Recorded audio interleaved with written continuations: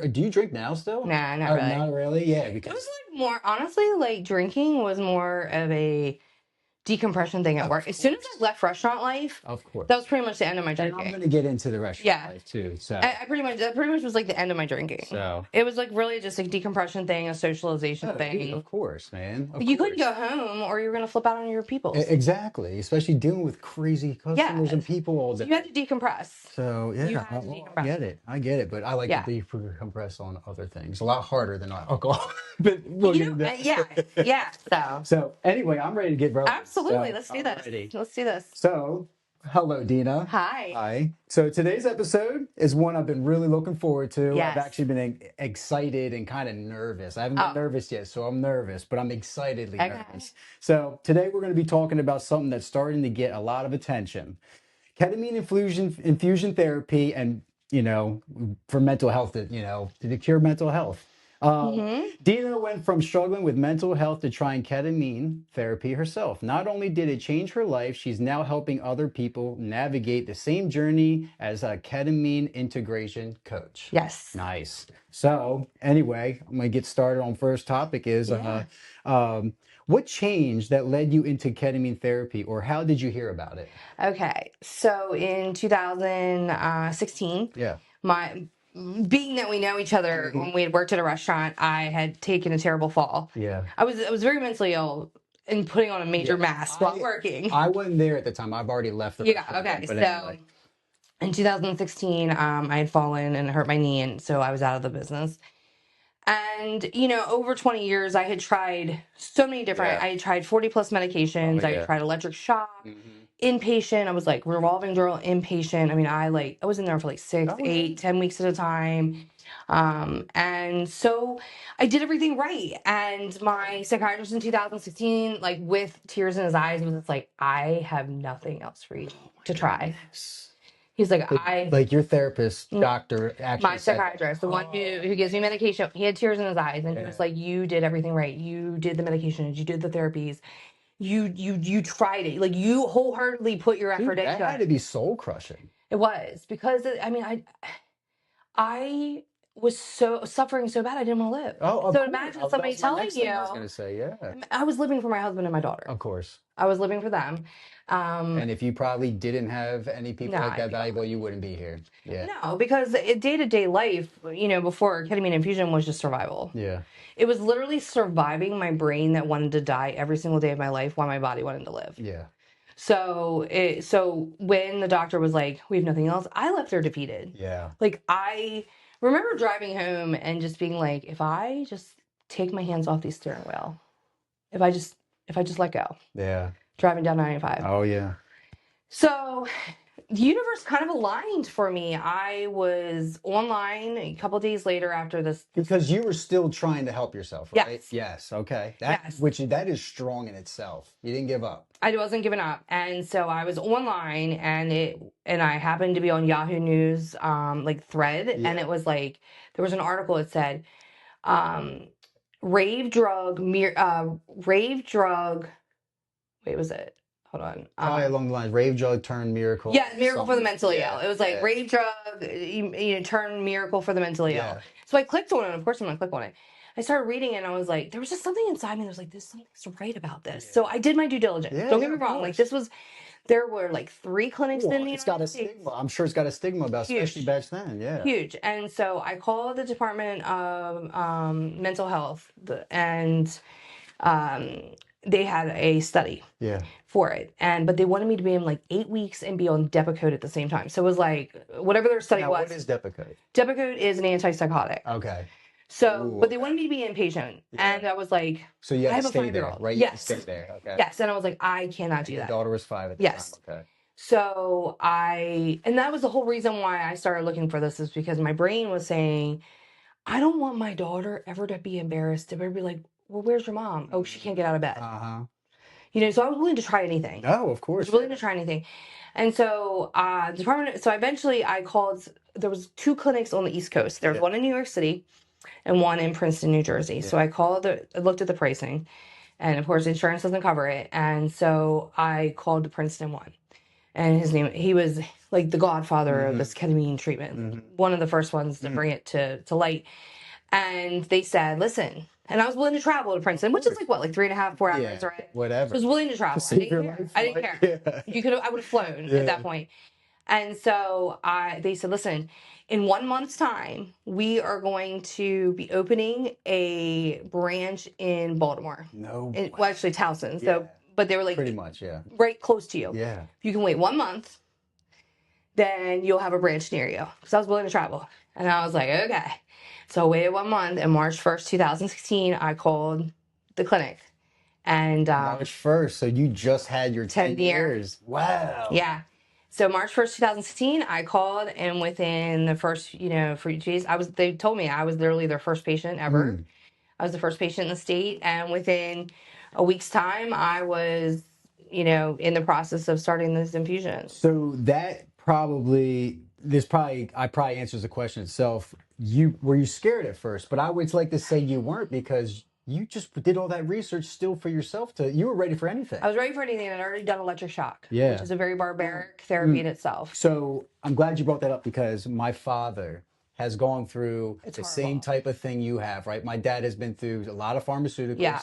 At one point for like 5 or 6 years, he was there, but he wasn't there. Like, he was a zombie. He wasn't around, all these different doctors. Yes. And then he did the electrotherapy as well. Like, they actually shock your They do. brain.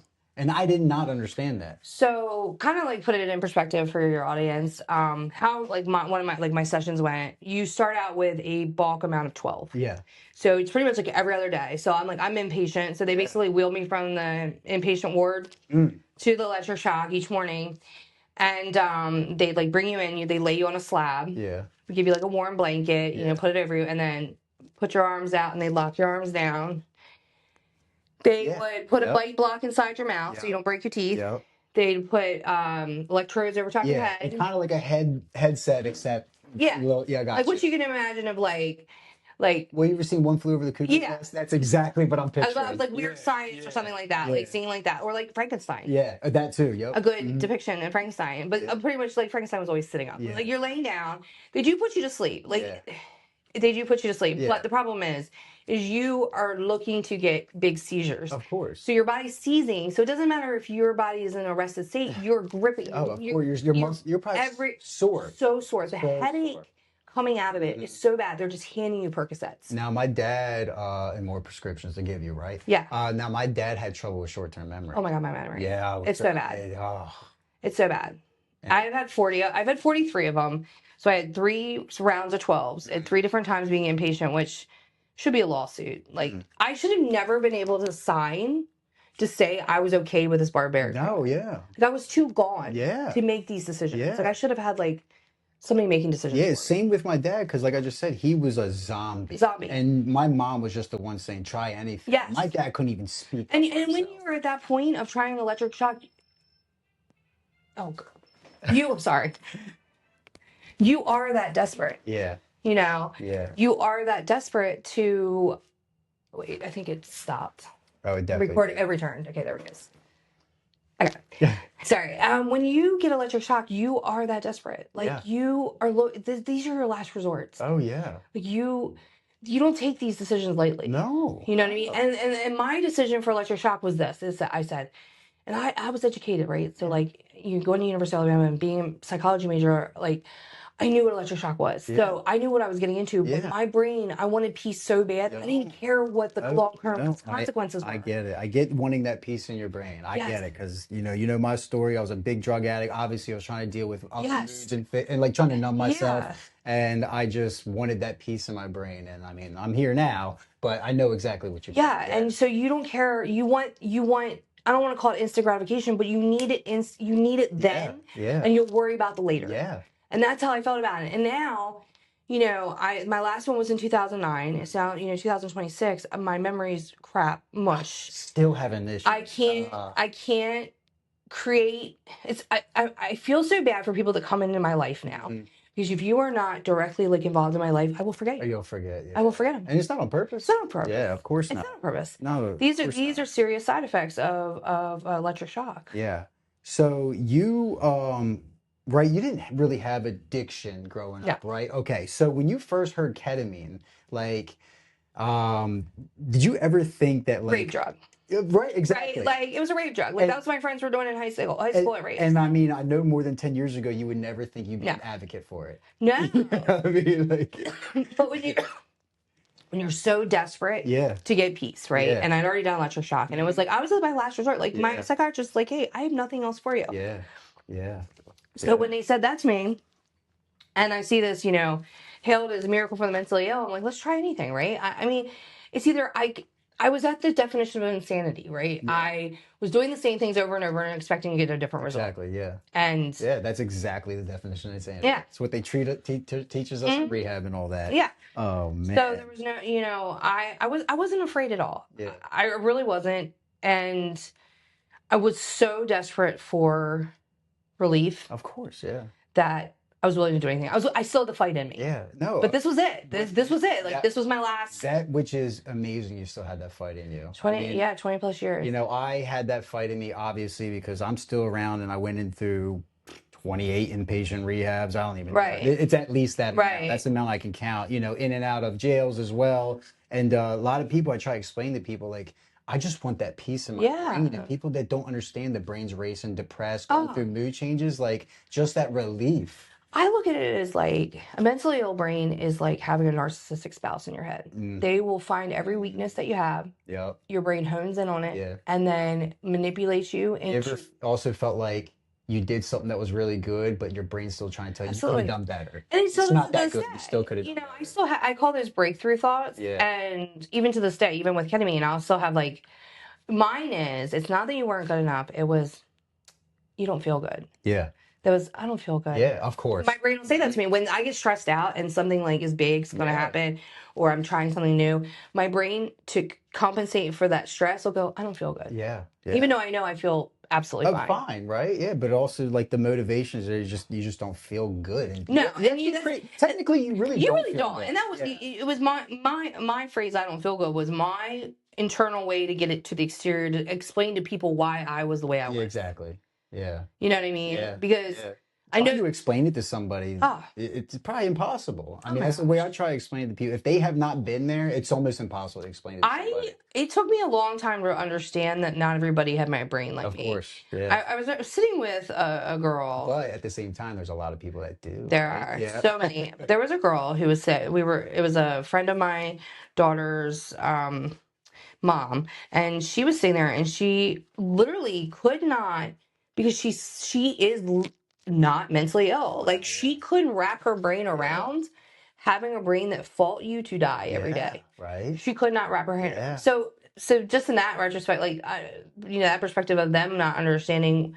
If you never experienced mental illness, you will never understand what we go through. Exactly. She couldn't. She Exactly. could not even wrap it. She just kept being like, "Oh my gosh, wow, that's Exactly. really how it is." Yeah, You yeah. know? Like not wanting to live, Yeah. I know you talked about a little bit before, but Yeah. can you go in a little bit like how you were before the treatments? Like go in a little Yeah. bit more detail about you don't have to name the prescriptions, but No, the amount of sure. doctors that did the prescriptions, Yeah. your effect on your marriage, relationships with Oh my friends, and God. all that good stuff. So yeah, when so I let me kind of go back a little bit. Yeah. So when I was 15 years old, so that would have been in 94, Mm-hmm. I was sexually assaulted. Mm, And so I was raped, mm, and I being in the society that we live in, it was a date rape. So it yeah. wasn't like even in the 90s that rape was still looked at as like a very violent Oh stranger yeah. type of thing, and it wasn't. And Yeah. so I was very embarrassed. I was very Oh, you ashamed. held that in. I had his friends attacking me, so I ended up switching schools. Mm,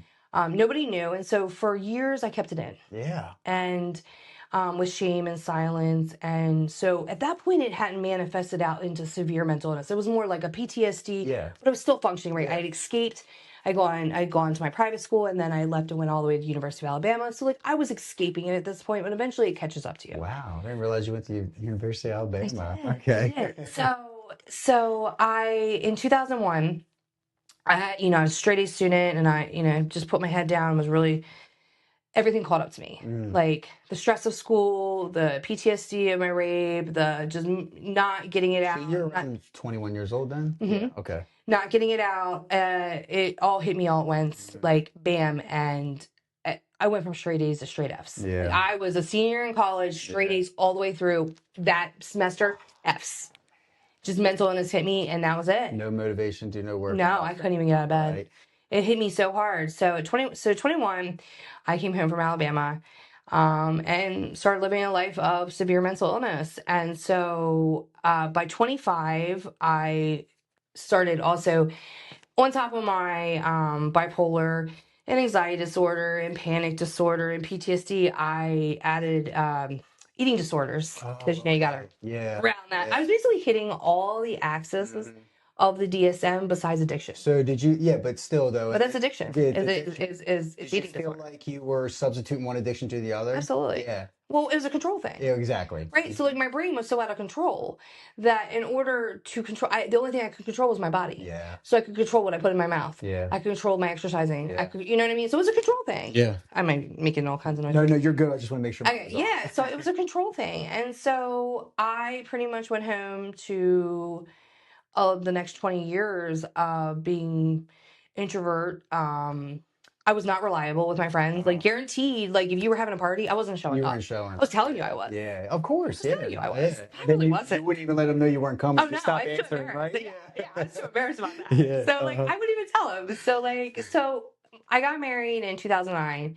My husband is like miracle in my life during that because And you stayed with me. Oh. And listen, I'll tell you a little story. At one point, it was really bad. I was inpatient at one point, many times with him, and my mom and him were driving to Shepherd Pratt to come see me in my in my 60. And sometimes I'd be on the eating disorder ward, sometimes I'd be on dual diagnosis. Sometimes who knows? I was on all kinds of wards.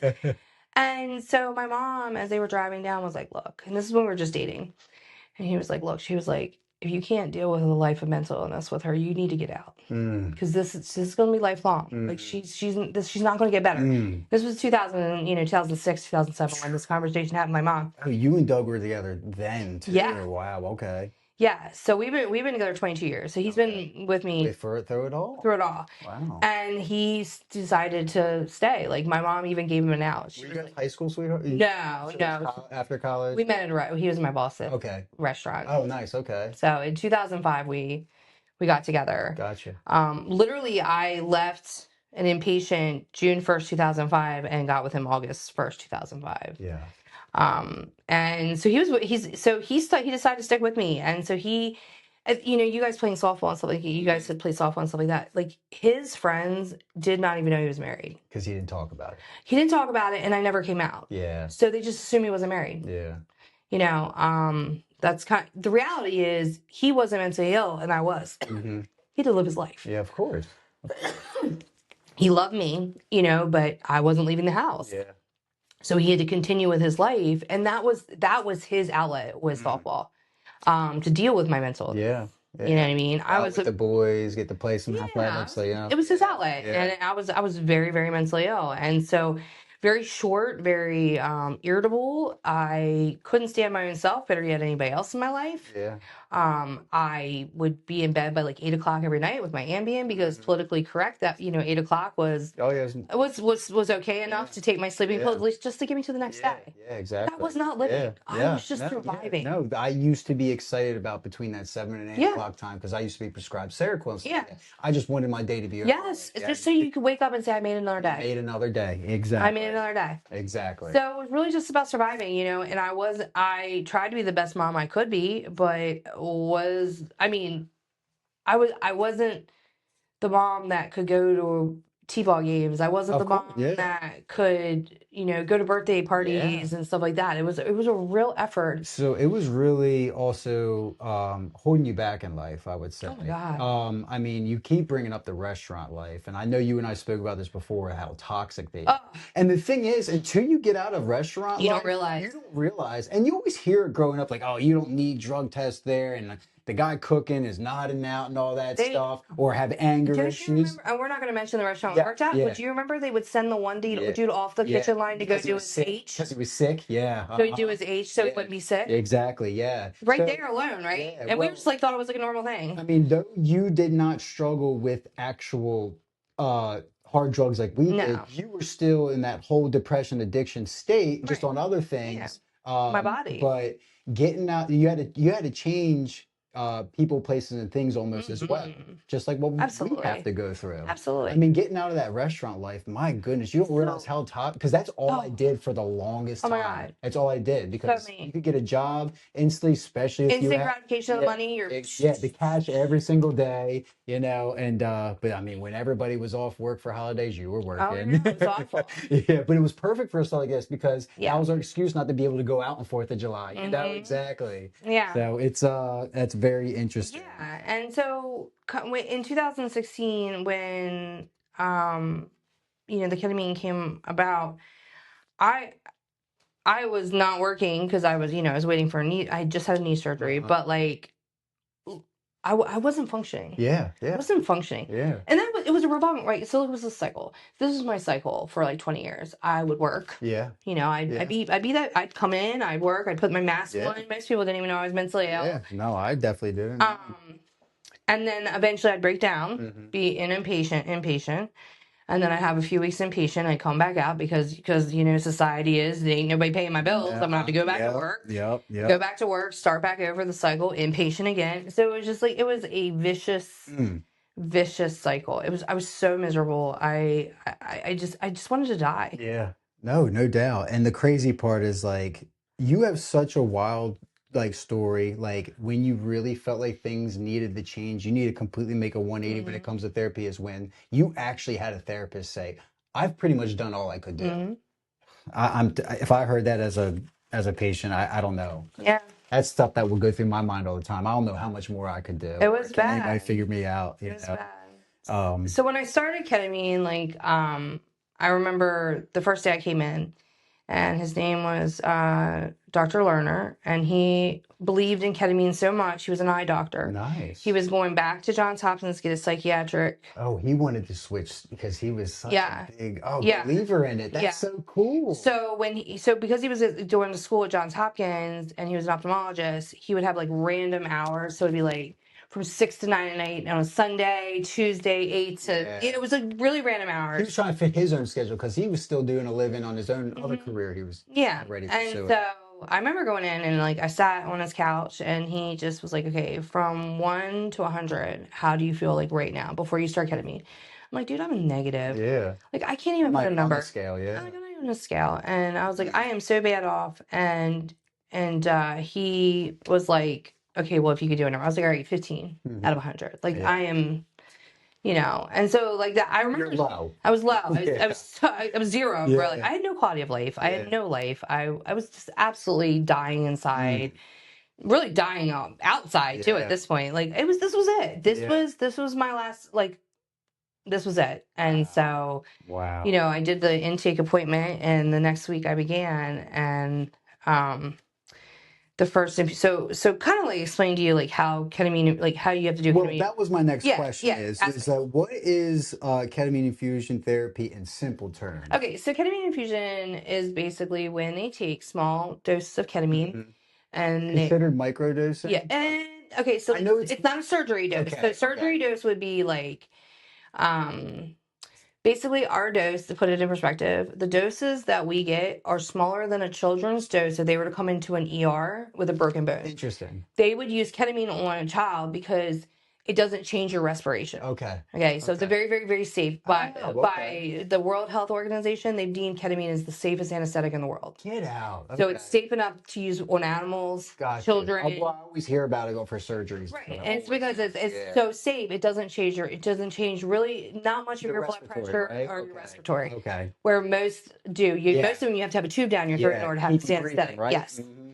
So it's very, Interesting. very, very safe for children. And so the doses that we get for infusions are lower than a dose that a child would get in an ER. Interesting. like 5% of their Yeah. dose. Interesting. So yeah, it's Yeah. technically like a microdose if you Yeah. would think about it, Yeah. like compared to like a surgery dose. Yeah. I'm just trying to simple it in terms to other people so they get an So understanding. surgery doses would be, 300 milligrams or higher. Gotcha. Our doses range from about 30 milligrams to up to about 150 milligrams. Most people fall between like 60 and 80. Yes. Okay. It just really Okay. depends. Yeah. Everything, it's subjective to what you Yeah. need and what your clinic feels and things like that. Yeah. So that's you. So really, you're very low Yeah. in your dose. I mean, I can still function on it. Yeah. Like even when I'm getting it, I'm not to the point where I can't move. Like I can get up and use the bathroom. I can flip. You know what I mean? Like you're Yeah. No, functioning. yeah. Of course. Yeah. It's definitely not as scary as Yeah. it is made out to Yeah. be. Now, I have watched a lot of your videos Mhm, throughout the years, mhm. right? And I know your TikTok name is I am 4K Trip, Yes. right? And you have about 15, 20,000 followers just on that platform. Mhm. So you're getting it out there, Yes. right? I remember start watching you on TikTok when you had like 300. yeah, Yeah. you were celebrating when you had 500. I Oh, remember, and you're like, "Oh, I got 1,000 now." I remember that, so I used to watch. yeah. But your videos are so interesting because it's really cool what you do, how the sessions go. I noticed that they put you in like a cool Yes. collective room. The lights are dim. Mhm. Then they got some like neon Like, yeah, lights. like Northern I see Lights you had- put your yeah. your thing over your eyes so you relax. So Yeah. kind of talk about Yeah, how so it is. so kind of going back to the ketamine, and explaining the whole process of it. So you Yeah. come in and like my dose is, and it's every dose is therapeutic to the person. Mhm. So my therapeutic dose is 80 milligrams. It's been consistently that way for I can't even remember Now, how are long. there times that like sometimes you're like, I need to go up Yeah. on my dose? Okay. Sometimes I'll be like, hey, can I try a little bit more? I Yeah. want to go a little bit I can deeper. see that, but do you stay at that dose or do you No, knock it back I down? fluctuate. Oh, really? Yeah, I Okay. I didn't fluctuate. know if there was like, I'm sure I'm your so in tune with tolerance. myself. Yeah, tolerance. So I feel like a body has a tolerance to But you're not anything, doing right? it. It's like, okay, so like for me, who's only getting it every 6 months, That's right. So it's like a twice shock to year, my body. right? Yeah, Twice a twice a year. year for me. So I go in and they're gonna hook me up. Mhm. So they're gonna do my vitals. They're gonna hook me up. They're gonna put I like it here. They're gonna put a IV in Yep. to a tube to a bag, so it looks like you're in the hospital with like a saline drip. Yeah. They're going to put the concentrated ketamine into the saline bag, into the saline water. Mm-hmm. Then they're gonna time it. Yeah. So it's gonna drip a certain amount per minute into my IV, Okay. and so for about 40 minutes it's gonna drip. Got you. After so it's gonna take And in that 40 minutes, are you pretty much like just by yourself chilling? Yeah. Wow. And now sometimes Check in and on you. I tell them not to. Got you. Because I want to be it's like being the Well, Alice you've been Wonderland. doing it for 10 years. You know. You're Yeah. like, yo, give me the time. Yeah. Let me soak it in. Yeah, and so about 12 to 15 minutes after they turn it on, it kicks in. And I pretty much like Alice in Wonderland go in my rabbit hole. Yeah. I go real deep. It's like it takes me like detaches me from like you can actually feel yourself like I was getting ready to ask you. go into a Okay. hole, like detached Mhm. from your dimension world. I really do think it takes you to different dimensions. enough. Like you're I believe accessing that. Yeah. totally different parts of your Yeah. brain that you're not Yeah. able to access without it. Yeah. And ketamine is just a tool. Okay, it you got to look at it as it is giving me the ability to heal me for me to heal myself. Yeah. It's not actually doing the healing. It's just giving me the areas, Yeah. helping those neural pathways be connected and things like Yeah. that. It's giving that brain a little bit of just Yep. a little boost, right? Yep. Nothing crazy. You're not getting messed up on it, Mm-mm. right? So you do have an experience. Yeah. It's super important because you're doing a lot of healing during that, a lot of introspection. Your subconscious that has been totally quiet while mentally ill because you've shoved it down Yes. with trauma and mental illness start to come out to talk to you. Of course. A lot of it is a lot of times it's about like getting it has my subconscious has my own back. Like Yeah. I've learned that like my biggest supporter is myself, Of which course. Yeah. understand 10 years ago before ketamine hated it yourself. was my biggest nemesis. Mhm. So to Yep. hear my own brain go, girl, you got this. Yeah. You're a warrior. Yeah. You're successful. Yeah. Versus my man. brain going, die. Yeah. Die. Your body's rooting for you. Yeah. Or your brain, I should Yeah. say. Yeah. So But in the beginning, though, I think I remember you telling me you go a little bit more frequent. So yes. So in the beginning, when you first start it, you're gonna have to get about 6 in a row. Gotcha. Is it and like 6 weeks in a row? No, so it'll be between 2 and 3 weeks, depending Gotcha. on your clinic. Okay. I did mine in 2 weeks, so I did like 3 a week. Some clinics do every 3 weeks. It just depends on your clinic, and it's neither It's one's probably wrong. just to slowly, the beginning process, just to build you To up. titrate you up. Gotcha. So you start the first. It's all done by a equation Okay. in the beginning. So like they weigh you, and that's your base dose. Got you. In the beginning. So your first infusion will be your lowest dose you ever have. The next 6, they're going to titrate you slowly upwards. Yeah. Sometimes you may like level off for one, depending on how you're faring it. But you kind of level up, and you're titrating up to technically your therapeutic dose, and that is subjective to you. It may take more than 6 to try to figure out the exact perfect one. You're still getting benefits even when it's not necessarily therapeutic. Yeah. Your neural pathways are connecting. Yeah. Everything's firing again. Your synapses are firing, and it's The motivation. the motivation. And what's beautiful about it is I can remember my first one. After my first one, I'm not saying I was perfect or cured, but I saw benefits. So like right the very first session, you could It didn't take 8 weeks like medication. Like it was within the first one. I left there with a smile. Wait 2 months and then determine if it's working for you or not. And so a lot of us, we don't have. No. We need something. You need it right away. Yeah. And so this at least gave me hope. Leaving there, I actually wasn't forcing a smile. I had like a crack of a smile leaving after the first one. Yeah. So I was like, I am on to something. Wow. And remember, I didn't have anybody to teach me. I am like one of the first ones. So one of the first ones, and you found this yourself. I can't stress that enough. I found it myself. No doctor found this for me. Wow. This was me. Wow. And so we didn't. So within the first one, I was like, okay, there's something to this. And immediately it was almost like weight loss. Like my family started noticing right away. They were like, she's coming out of her room. She's not as irritable. Things that would have rocked her world, she's laughing off. You know what I mean? So they started like seeing these things. So by the first one, like clearly we're seeing benefits. Yeah. So now for the next 6, like now the excitement's right now. I'm like, okay, and the experience itself is very enjoyable. Yeah. It's very peaceful. It's like your first taste of peace that your brain stops beating you up and it's like, hey, I got your back. I'm here for you. Just the fact that you said you actually walked out with a half a smile. Half a smile. That was amazing.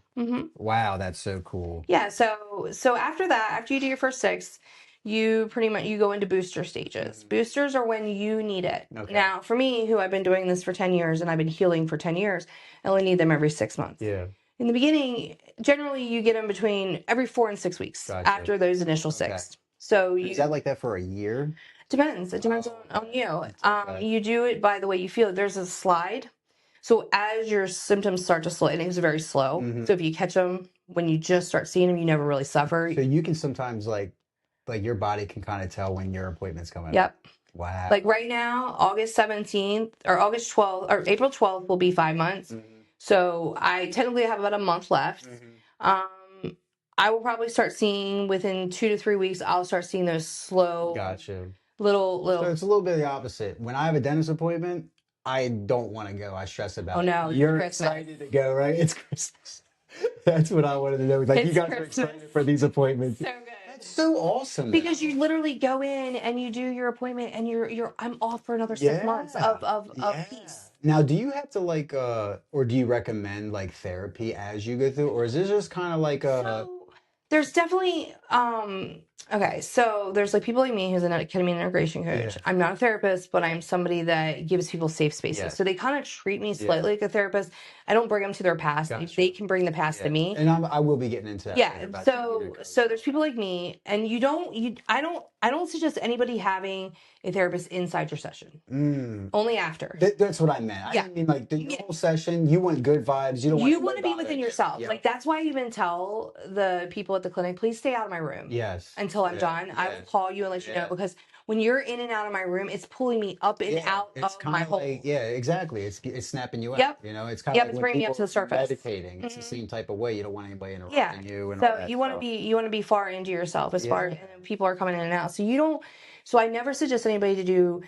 Yes, I suggest ketamine assisted therapy after, but there are therapists that offer it during. But personally, my suggestion is, being that I've been doing this for so long and worked with so many people. But it's still good, right? To do your sessions and then have a therapist. You have introspection. Exactly. You have so many aha moments from these infusions that you need to talk about it. Like things are coming up. Like that's why it's called a therapy. Yeah. Not only are you it's like parallel, right? So it's like a parallel thing. Ketamine infusion, you have your ketamine that's going to take your symptoms away. Yeah. But then you have like this therapy that by the experience. So there's like so much learning you can do during the experience. And so if you have somebody trying to get you into your trauma before you're ready, it can actually be very counterproductive. I've actually stopped people from quitting ketamine because they've had therapists during their infusions that have tried to pull their trauma out before they were ready. Got you. Your brain and your subconscious will let you know when it is time to heal. Got you. Those certain things. Yes. Like it will bring it out when you're, and never before then. Yeah. So when you have therapists saying, okay, let's pull it out before you're ready, ready. it can actually really hurt you. Got you. Okay, that's very interesting. You know? That's very interesting. Yeah. Oh, wow. So this is the famous drug addict question. Yeah. It's just all my buddies are clean. I've been clean for what, 5 years now, Great whatever. for recovering Yeah, addicts. that's what I always heard too. But also, like, people wanted me to ask you, Yeah. do you feel a rush? Like when It's a rush. I didn't think so. You know, it's just kind of like a graduate cool on the brain and kind of like. So it's not a rush at all. It's not. But you a can high. feel it, right? No, yeah, you can Yeah. feel it, and it's slightly euphoric, but I'm literally only asking this for my drug addict yeah, friends. no, it's slightly euphoric, but it's more. It's slightly euphoric. It's not like a high Yeah. like weed or Yeah. anything like that. No, I It's get it. more like you become very aware. Yeah. Very clarity. Mm-hmm. You know what I mean? Yeah. And then the negativity probably kind of like starts lightening up. Yeah. Yeah. Absolutely. That's amazing. Absolutely. And And so the fact you're excited for your oh my friends gosh. is so cool. See, and that was, I think that's what people had the hardest thing to deal with, at least their perspective when they'd hear me talk about it, is people tend to think that medical treatments shouldn't be enjoyable. Yeah. That you should suffer during, and it's not. Well, that's it's, what everybody thinks, like yeah, you just said. Yeah. it's not. It's absolutely enjoyable. Like Yeah. I absolutely love going and get my ketamine infusion. Not only do I get to learn so much about myself and reboot this amazing feeling that I live with for 6 months at a time, so I know what's gonna what's on the other end of the IV like session.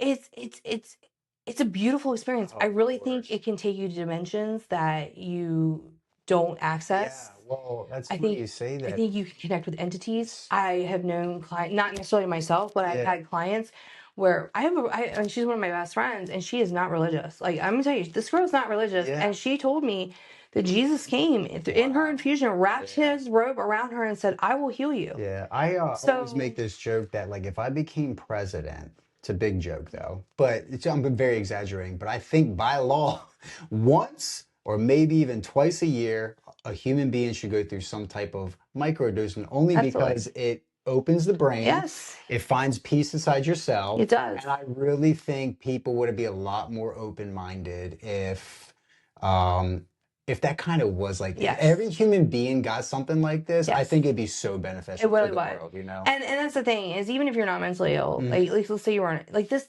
type of treatment is still beneficial for the fact that you learn so much about yourself. You learn about the way you should be doing your life. You learn, the thing is, things that you don't think are traumatic. Yes, I've learned that. Yeah. Come up. Yeah. One time during my infusion, okay, so I had this infusion that I felt like I couldn't understand why my dad was shaking me in my infusion. Okay. And so this was during one of your sessions. During my infusions. And I wasn't scared. He wasn't scaring me, but I saw me as a child and my dad was shaking me. And it was violent, but I wasn't scared. Like I wasn't scared of him. I was really confused about it, and I came out of my infusion. I come to my mom. So, Mom, why am I having this thought of him shaking me? And just put in preface, I don't sleep well, and when I do sleep, I get up running. So I have a very traumatic type of response to sleeping. So my mom goes, when you were a year old, you choked on a lozenge, and he turned you upside down, and he shook you. And I was passing out. You were only a year old. Yeah. And these visions were coming out. Yeah. And she was like, he shook you to the point, like he literally turned you upside down and was shaking you. Yeah. And so something that you didn't even know bothered you. No, and that my whole life I have sleptwalk. I have run, like trauma response running when I wake up at night. That's neat. Yeah. Wow. Yeah. But I learned that too through my therapy and my recovery, is that there was a lot of things that I had no idea about that I thought I was a bit traumatic about that came up that like realized it did do something to me.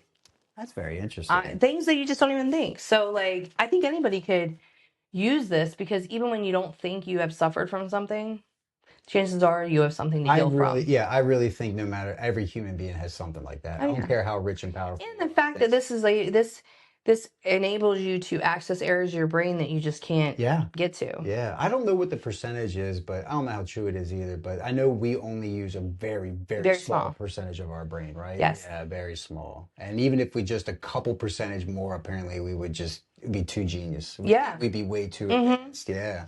So that's so interesting. And so through my recovery and with my dad's mental illness, Yeah. have you ever heard of the Amen Clinic? No. Okay, so Dr. Amos is like this very like big doctor. I think he's based out in California, but they got some offices out here. Okay. Maryland, I feel like I guess because of Johns Hopkins or Yeah, maybe just we're very. we got a lot of stuff out There's here. lots of studies of Johns Yeah, Hopkins. So if yeah. anybody wants, for psychedelic, that is the place to go if you want Yeah, to get into well, I see studies. ads and stuff like that they do. Hmm. But anyway, uh, mental illness and all that. Oh, I forget what I was getting to.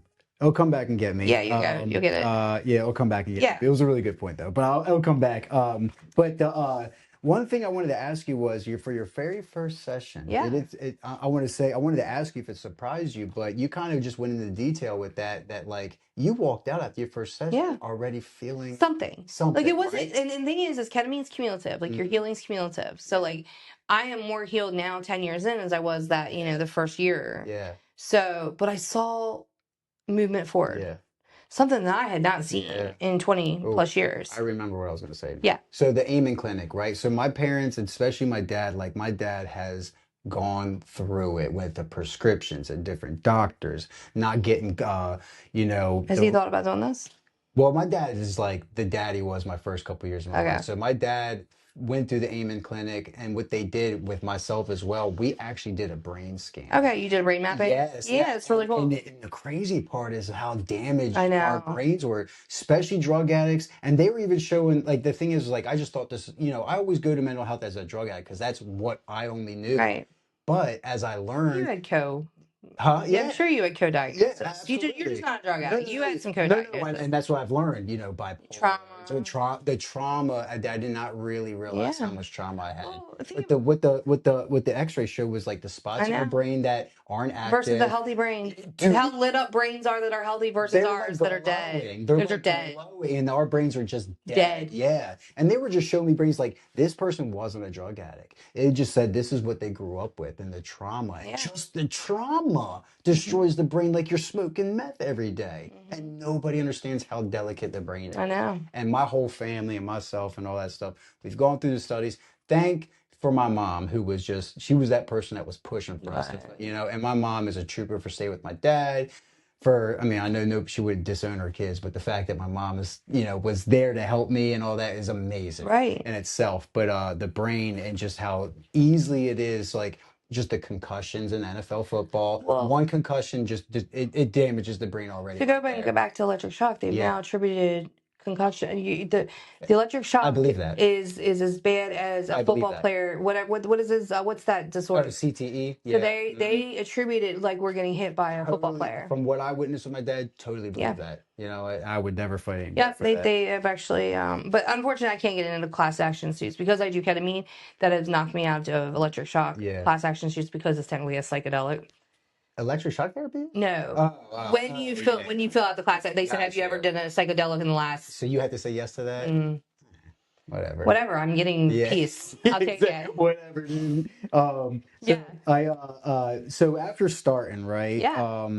Obviously your mood and your anxiety, you've been able to deal with it a lot better. Oh my God. So I went. Okay, I started in March 1st. And again, I never left the house. I couldn't be socially in public. I really just couldn't. I just couldn't. Yeah. But You were a server. I know. The mask was big. Yeah. I walk in and be like, Yeah, exactly. I had to though because I had to live, Yeah. right? Like I didn't have a choice. Yeah. But every bit of those smiles that I put in that restaurant was energy. Yeah. Oh, of course. Expended. Yeah. And you're probably, I mean, we only worked like 5-hour shifts. I know. Too. And I just like myself, being that fake person, like I was mentally drained. Oh my You God. know? And that was just and that was just from lying to myself and Yes. other people. And the thing is that I was so tired. Like and the certain people that we know that we hung out with that were toxic, the reason they were able to get away with so much is because I was so sick Yeah. that I couldn't deal with the bullshit they were bringing. Yeah. I just had enough to just be. But I also felt like I literally stuck around people like that because that's kind of what I was attracted to because that's what I was going through. I didn't really want to me personally, hang out with people that were doing bigger and better things because I already felt low enough for myself, I guess. Yeah, I That can was see just in my that. opinion, you know? I feel like when you're in the restaurant business, you just hang out with Yes. the people that you are next to your sections and stuff. You know what You're I damn mean? right. Yeah, you're damn right. And those that can afford to be able to stay after and Mhm. decompress with you. Some Yeah. people had to run home to their families. Yeah.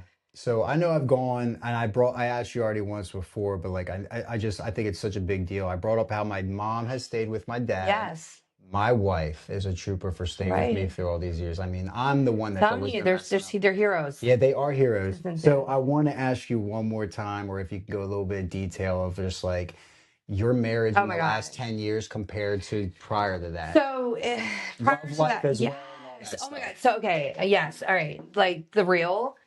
Because of my sexual assault, I, for up until I started ketamine infusion, truly felt that I shouldn't enjoy it. Like it Yeah. shouldn't be a joyful Yeah. sex shouldn't be joyful. Like my Yeah. brain just had this barricade up that was like, you don't deserve to enjoy any of this. Yeah. And so like I hated it. I Yeah. basically did it to get my wifey duty out of the way.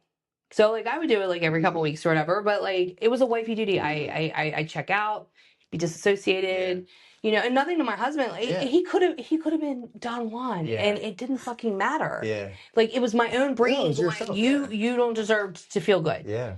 And so I'll never forget it. It was one of my infusions. I had set up a playlist with all this music that like reminded me of my husband's, like our wedding song and our love songs and like some sexy songs like Pillow Talk by Yeah. Yeah. Zayn and Yeah. like I Don't Want to Live Forever by Yeah. like Taylor Swift and like, some really good like songs that really just made me feel like sexy. And so I played them during my infusion and I literally drove home from that infusion and I called my husband and was like, get ready.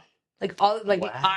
Okay. my body, like all of a sudden I was like during the infusion, I it just healed me So like, that's very interesting. So sometimes you go into a session with a purpose, with a purpose. with That's an so you find intention. some yeah. So you find something that So you're I went trying in to that yeah. was like basically I wanted to like rekindle my love. I wanted to just wanted to forgive me to be able to enjoy something. Like so by the time I got home that night, I remember thinking to myself, and this may be too personal, but like we were about to have sex, and I kept thinking to myself, if this was the last time I ever touched this person, like I want to feel every single bit of them. Yeah. Like this is the last second I ever Yeah. touch them, and like I took like that was it. Like I literally we have sex like 3 or 4 times a week now, That's like with amazing. That's orgasms. amazing. With Yeah. orgasms, I Yeah. could not, Not ever have one, not right? one, Yeah. In not one, years, right? years, Yeah. 20 years, Yeah.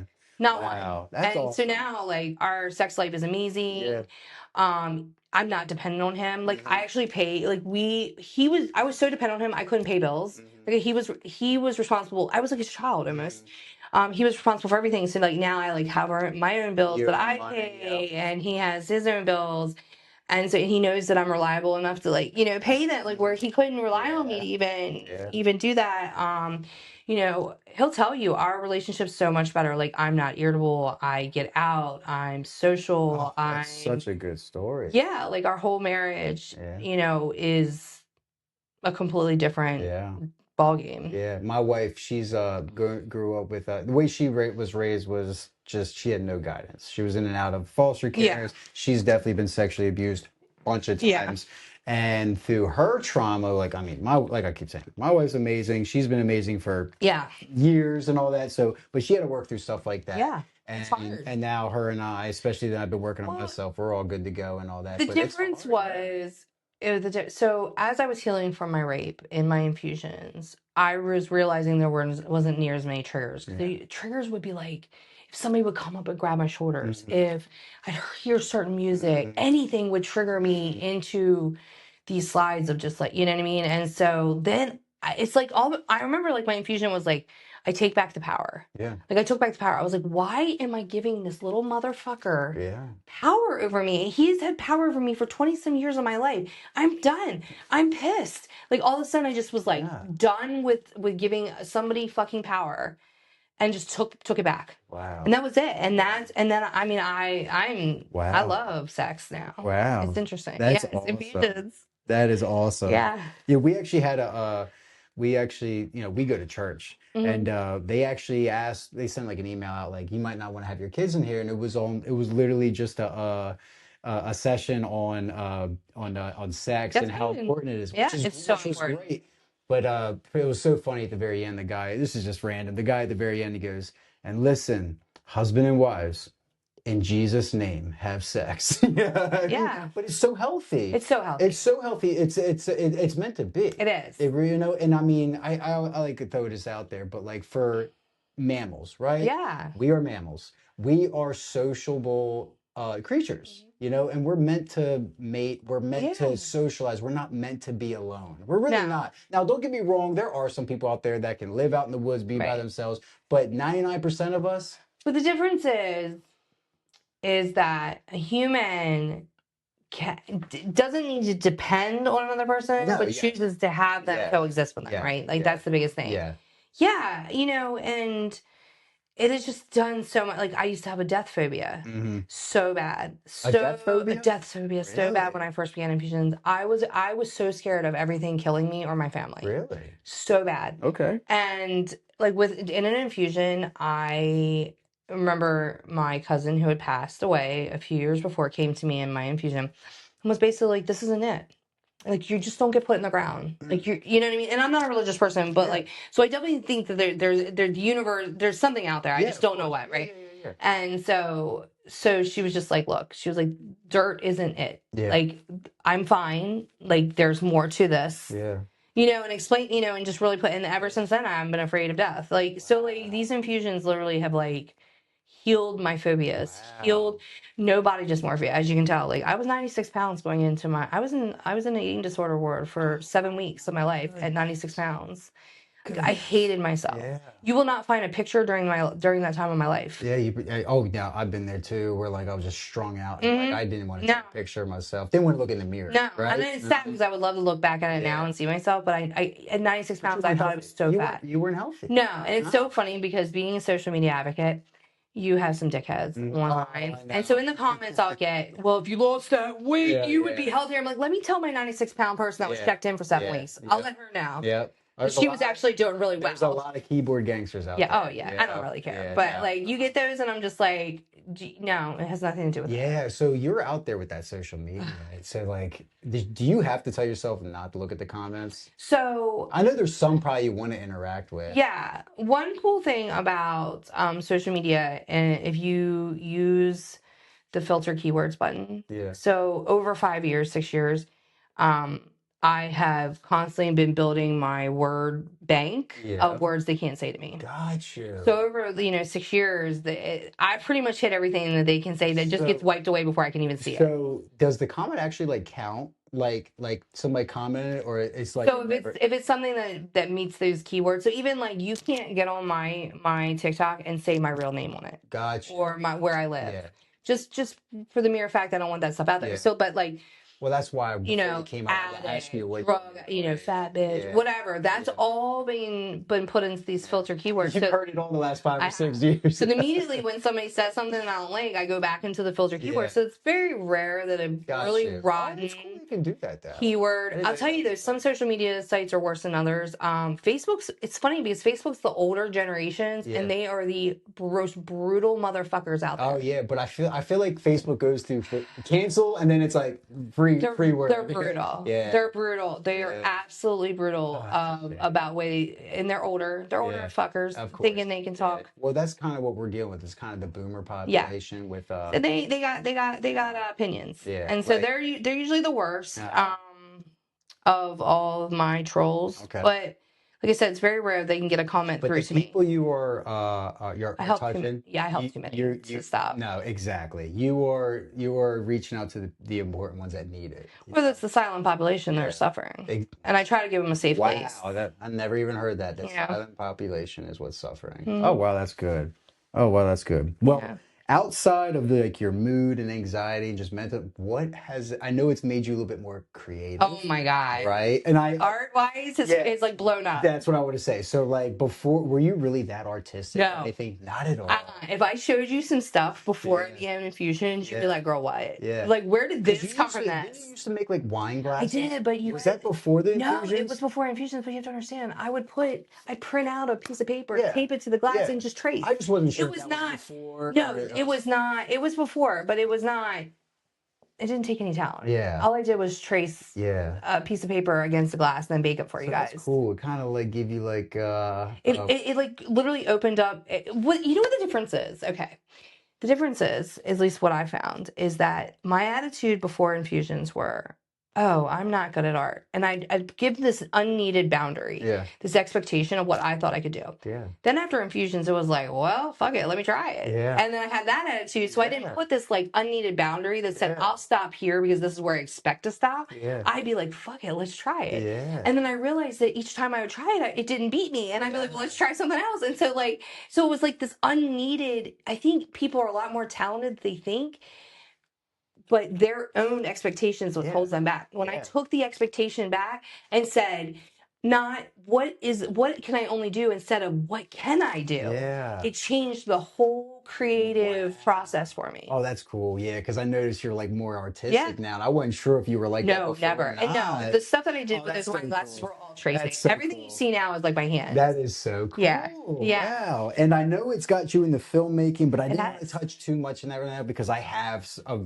something to build back up onto Yeah. it. But you are involved with the filmmaking Yeah. and all that. That's so neat. So, But I wanted, before I forget, and I've yeah. been wanting to say this, I want, because of people that, you also have a recovery Yeah. population and things like that. And I know I'm sure there's a lot of skeptics in the recovery population. It's like, well, you're using a drug Yeah. okay. And I want people to understand that the reason why this is so good for people that are either in active Mhm. addiction or in recovery is that you are not just putting a band-aid over something that your debit rate. I look at drug addiction as you are filling in a hole, a void Yeah. for some reason, right? Yeah. For if Well, you have mental they illness, yeah, they trauma, always say the using is just the symptom or right? something like that, So right? Yeah. you're using in order to cover something, Yeah, right? To exactly. numb your brain Yep. down or to not deal, Mhm. whatever, right? There's a reason why.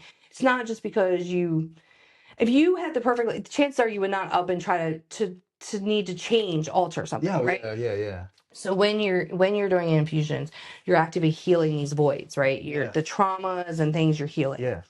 So if you don't need to fill those voids with drugs any longer, it that's why it doesn't. That's why it's not a bad thing for recovering addicts, is Yeah, because you're no, not yeah. using it to fill a void, you're Yeah. using it to heal a void. Yeah, of course. Yeah, yeah, So yeah. you honestly start needing it less and less Yeah. because you're healing Yeah. these I areas mean, and it's you the don't same need. concept. Like I Mhm, started off at therapy once a week, mhm. and then it went down to like twice a week, Right, once a month, right. and that's because I was able to You're go able through to, life right, myself, not saying I had to push it all away. I just right. didn't need it as frequent. Yeah. Yeah. So they're people that are recovering addicts, they're using it to heal those areas of the reasons why they're using drugs. Yeah.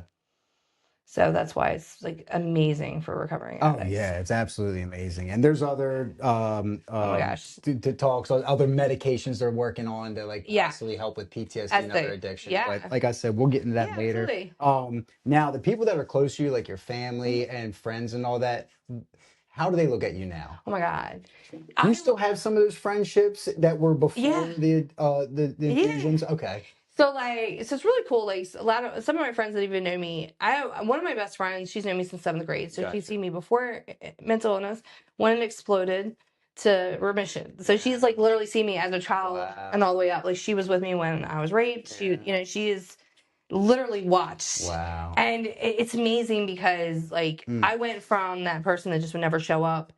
she just knew. She'd be like, oh, she said she was coming. No, she's not coming. You know, one Wow. of those friends, Yeah. you know, the reliable, it's Mm. really cool to be able to be The it's reliable. reliability. Yeah. That's Yeah. the key thing, especially with my family, Yeah. is knowing that I'm going to show up, knowing Yes. that it's going to get done, Yes. knowing that, and You that's were such a saying good feeling. exactly what recovering addicts are Yeah. saying. Because like I'm trying to tell people that like we're trying to get the point across that like And it takes work. it takes It work, takes work and but practice, like but mental, becomes easier. yeah, but mental illness is not just drug No. addicts. It's a lot more. Yes. But the thing is, the sayings, the things you go through is Yeah. literally the same thing. We Yeah. just use drugs. Listen, You were doing other I things. used my weight Yeah, loss. yeah, It was a drug. yeah. Like you could put me in. You could use the same recovery uh, dialogue as AA, NA, Oh, any of absolutely. those, Yeah. recovery systems for somebody that's eating disorder. Anything you've said to me tonight, people would assume you were a drug addict Yeah. just because of you're Yeah. talking the same exact thing. No, you and were. I've never been Yeah. a drug addict. No, I mean, Wow. yeah. So That's amazing. mhm. Yeah. And so you've been doing this for 10 years. March 1st was your 10-year anniversary, Yes, correct? 48 infusions. Wow, 48. So for the since 2020, I've only needed them twice a year. Got you. Before that, I needed them closer together. Yes. So as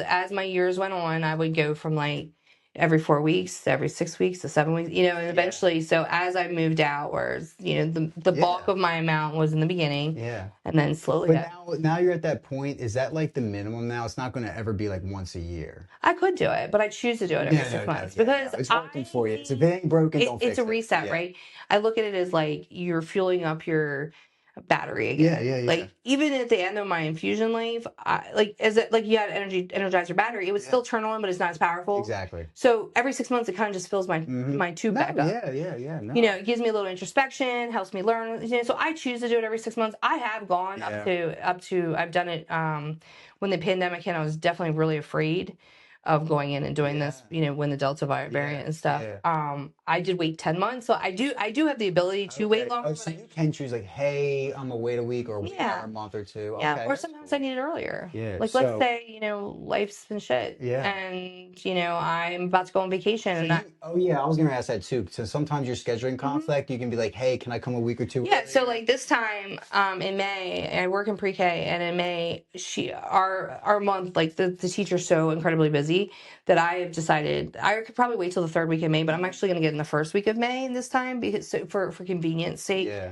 So that, you know, she and I can work, you know, she can be there if I'm not there. So it doesn't have to be 6 months on the dot. No. Oh, that's amazing. No, that's what's awesome. And because we're to the prescriptions and we are with the whole what you're you know when typing. you need it. Yeah, okay. You have So you don't have to 30 wait. days and all that. So like let's say you were getting it every 4 weeks. Yeah. And you just, you know, winter has kicked your ass. Yeah. Not a lot of sun. You're definitely feeling like it, you know, and you're starting to slip 5 days early. Yeah. You call. Yeah. You don't have to wait those 5 days. Wow, that's neat. You don't have to wait. That's neat. But now because you've seen what it's done to your life, right? Oh my God. You are now a coach. I am a coach. And how long have you been a coach now for? Since 2023. Technically, okay. So, three years so now. 2020, I began advocating online because that's when I noticed you. I realized there was nothing. Mm-hmm. Like I was on like TikToks and things like that, and when I say like you would type in the hashtag ketamine infusion, 20 posts or whatever would 20 views. I think it was not even posts. It might wow. have been 1-2 posts. And I was like, there is nothing out there. How can people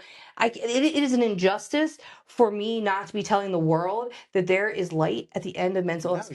That mental illness and come to realize, you know, by me being able to be in remission, because I am in remission, according to my paperwork, that it is just like it's exactly what it is. It's an illness, not your identity. Like we take on it as an identity because we think there's nothing that can solve it, nothing that can take it away, the pain, the agony of it. So we take it on as an identity, realizing when that you can go into remission, it is just an illness, like anything else. It is just an illness. Got you. You know, it is just an illness. It is, but we take it on as our identity. So so you wanted to be a coach about it because one, were you like, maybe I can make this my full-time job? Well, yeah. So I was giving people free. I was taking my own wisdom and just giving it to for free. So I would prepare people. And during this time, I realized how important integration was. The more work I put in between my infusions, the longer I was getting in between my infusions, Gotcha. the stronger my symptom relief was. Got you. And integration is taking what you learn from your infusion and basically making a goal and continuing to move forward and healing, like actively changing your life. But the reason you wanted to become a coach, I feel I like, want is to help because, people. dude, exactly. You want to, Dude. because you know how low Oh. people can feel. And what always got me was like how low I felt, how I wanted it to die. Yeah. I hate to bring it up, man, but the people that actually do pull the trigger on themselves, like, that breaks my heart because I felt so low, but they felt that low that they actually took the time to do that. And I get goosebumps just now thinking about it it. really hurts me. But but you seen what it did to your life, and you're like, dude, I can't. I want to help other people. And so I was putting the information out there and just giving people information, and just getting on Messenger and being like, okay, your appointment's tomorrow. This is what you need to do, and just giving it for free. So then when I saw that there was a transformative psychedelic integration course that included ketamine, ketamine is technically not a psychedelic, but it's so close to it that they count it in that course. I decided to, let's get certified. Yeah. And so you have to go to school and all I that? did. I went to school. It was very intense. It was from March till August, and it was so many hours. Oh my gosh, it was like 4 days a week. And I was certified in all psychedelics. I have chosen because I personally use ketamine to go ketamine integration coaching route, but I've technically been trained in all the different psychedelics. And I really just wanted to help people. And it is it is so unbelievably beautiful to watch my clients transform. Wow. Like from like the first time that they've talked to me and been like, I don't know if this is going to work. Because a lot of times they'll hire me right in the beginning to go with them, during their. So is that your full-time job? No. Oh, okay. Yeah. Oh my God. I would love for it to be my okay, but here's the thing. Trying to get insurance from Marketplace took my insurance from $700 to $2,800 a month. Oh, no way. So I have to have a job with a corporation. And so I decided to work for the public school system, which is really okay because I work with pre-Kers. Yeah. And it's fine because I'm constantly making crafts. Some part of integration is doing artwork, like just doing stuff with your hands. So it's like I get to play like a child. I get to do crafting, so I get to integrate every single day of my life. Yeah. So it's like the perfect situation for me. Artistic craft. Yes, I love it. I love it. But let me tell you something. Without infusions, I would have never been able to work with children. I'm sure each patient's different, but what do you focus on with your patients? Like, or the people, I should say, you're helping with? So one of the most important things. That's a good way of asking, if you understand. So they're not really patients. They're not my patients. They're my clients. My bad.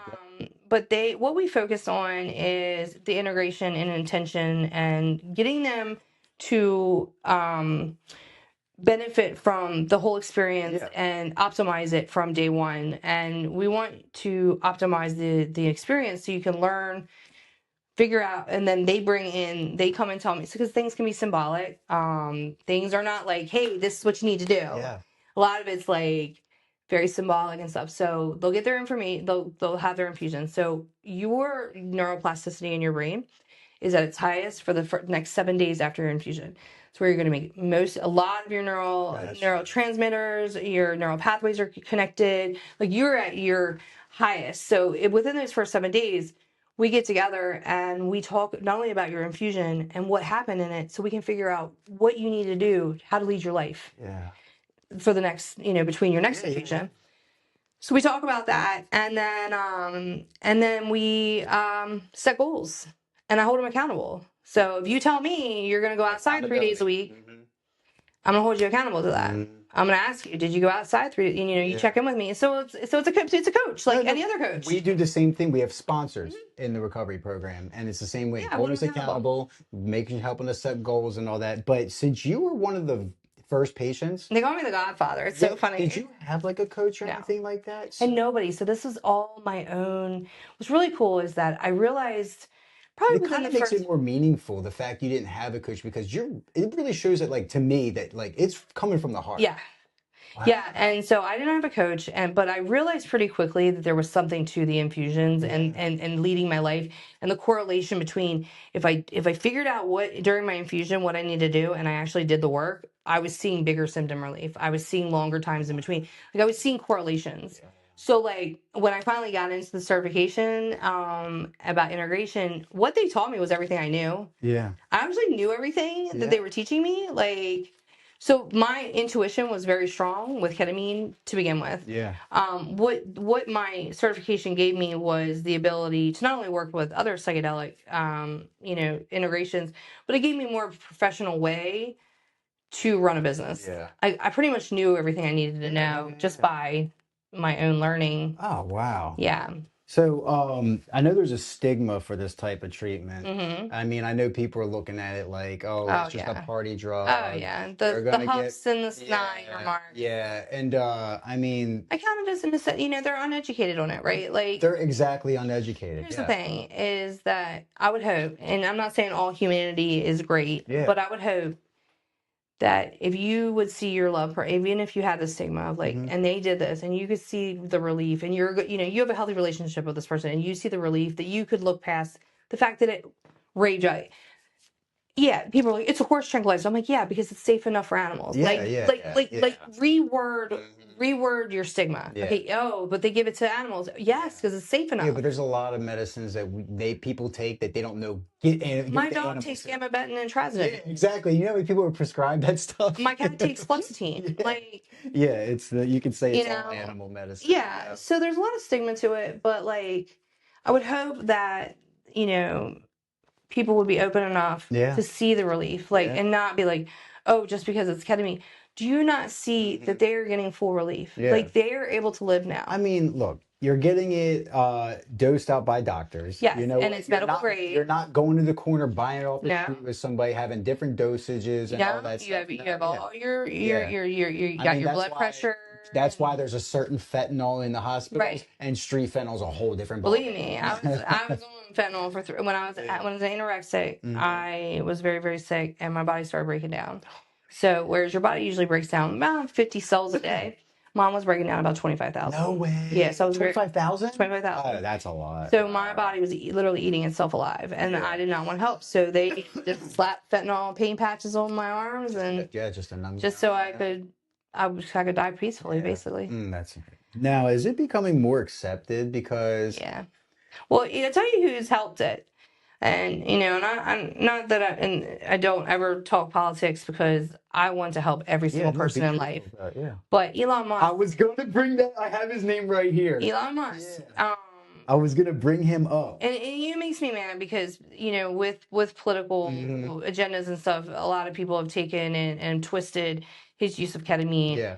And made it look bad. Yeah. But he's the richest, one of the smartest people in the world. Duh. And he's using ketamine. And anytime you see, when you don't see any messed up pictures of him, you No. don't see him falling asleep in He's interviews. not. He's He's doing not taking treatments. that was my question. So, are there And even- public figures and celebrities So talking like, about okay, it? yeah. And so like, okay, so Odom, who's the one who was married to Kardashian? Lamar Odom. Lamar Odom, yep. Okay, so he does ketamine. He's been doing it for 10 years. Yes, I know that. Yep. Mm-hmm. He's a big advocate Yep. for it. It literally changed his life. He Yeah. literally left the where he overdosed at that prostitution ring, wherever the what do they call that in Las Vegas? When they have the prostitution, they have their hookers that live on the farms. What is this called? He was on one of those. Oh, kind of like a Or I don't know. anyway, so he was at one of those places and he overdosed, and that whole thing happened. And after that, started doing ketamine. He has been. Yeah, I know. He's big. So he's a big promoter. his name when I looked it up, and Elon Musk's name. Yes. But I've heard Elon Musk talk about it. Lamar Odom. I had to look it up, but I seen him be a big advocate about it. But that was my question. So the way Elon Musk is talking about it, I can tell that it's treatment. It is He's treatment. not doing it as No. the party way, right? Okay. No, and they twist it. Yeah, They're of like, course, it's the media. It's and the thing is that what kills me is like when like I said, I could care less about politics when it comes to ketamine because everybody deserves to have peace in their brain.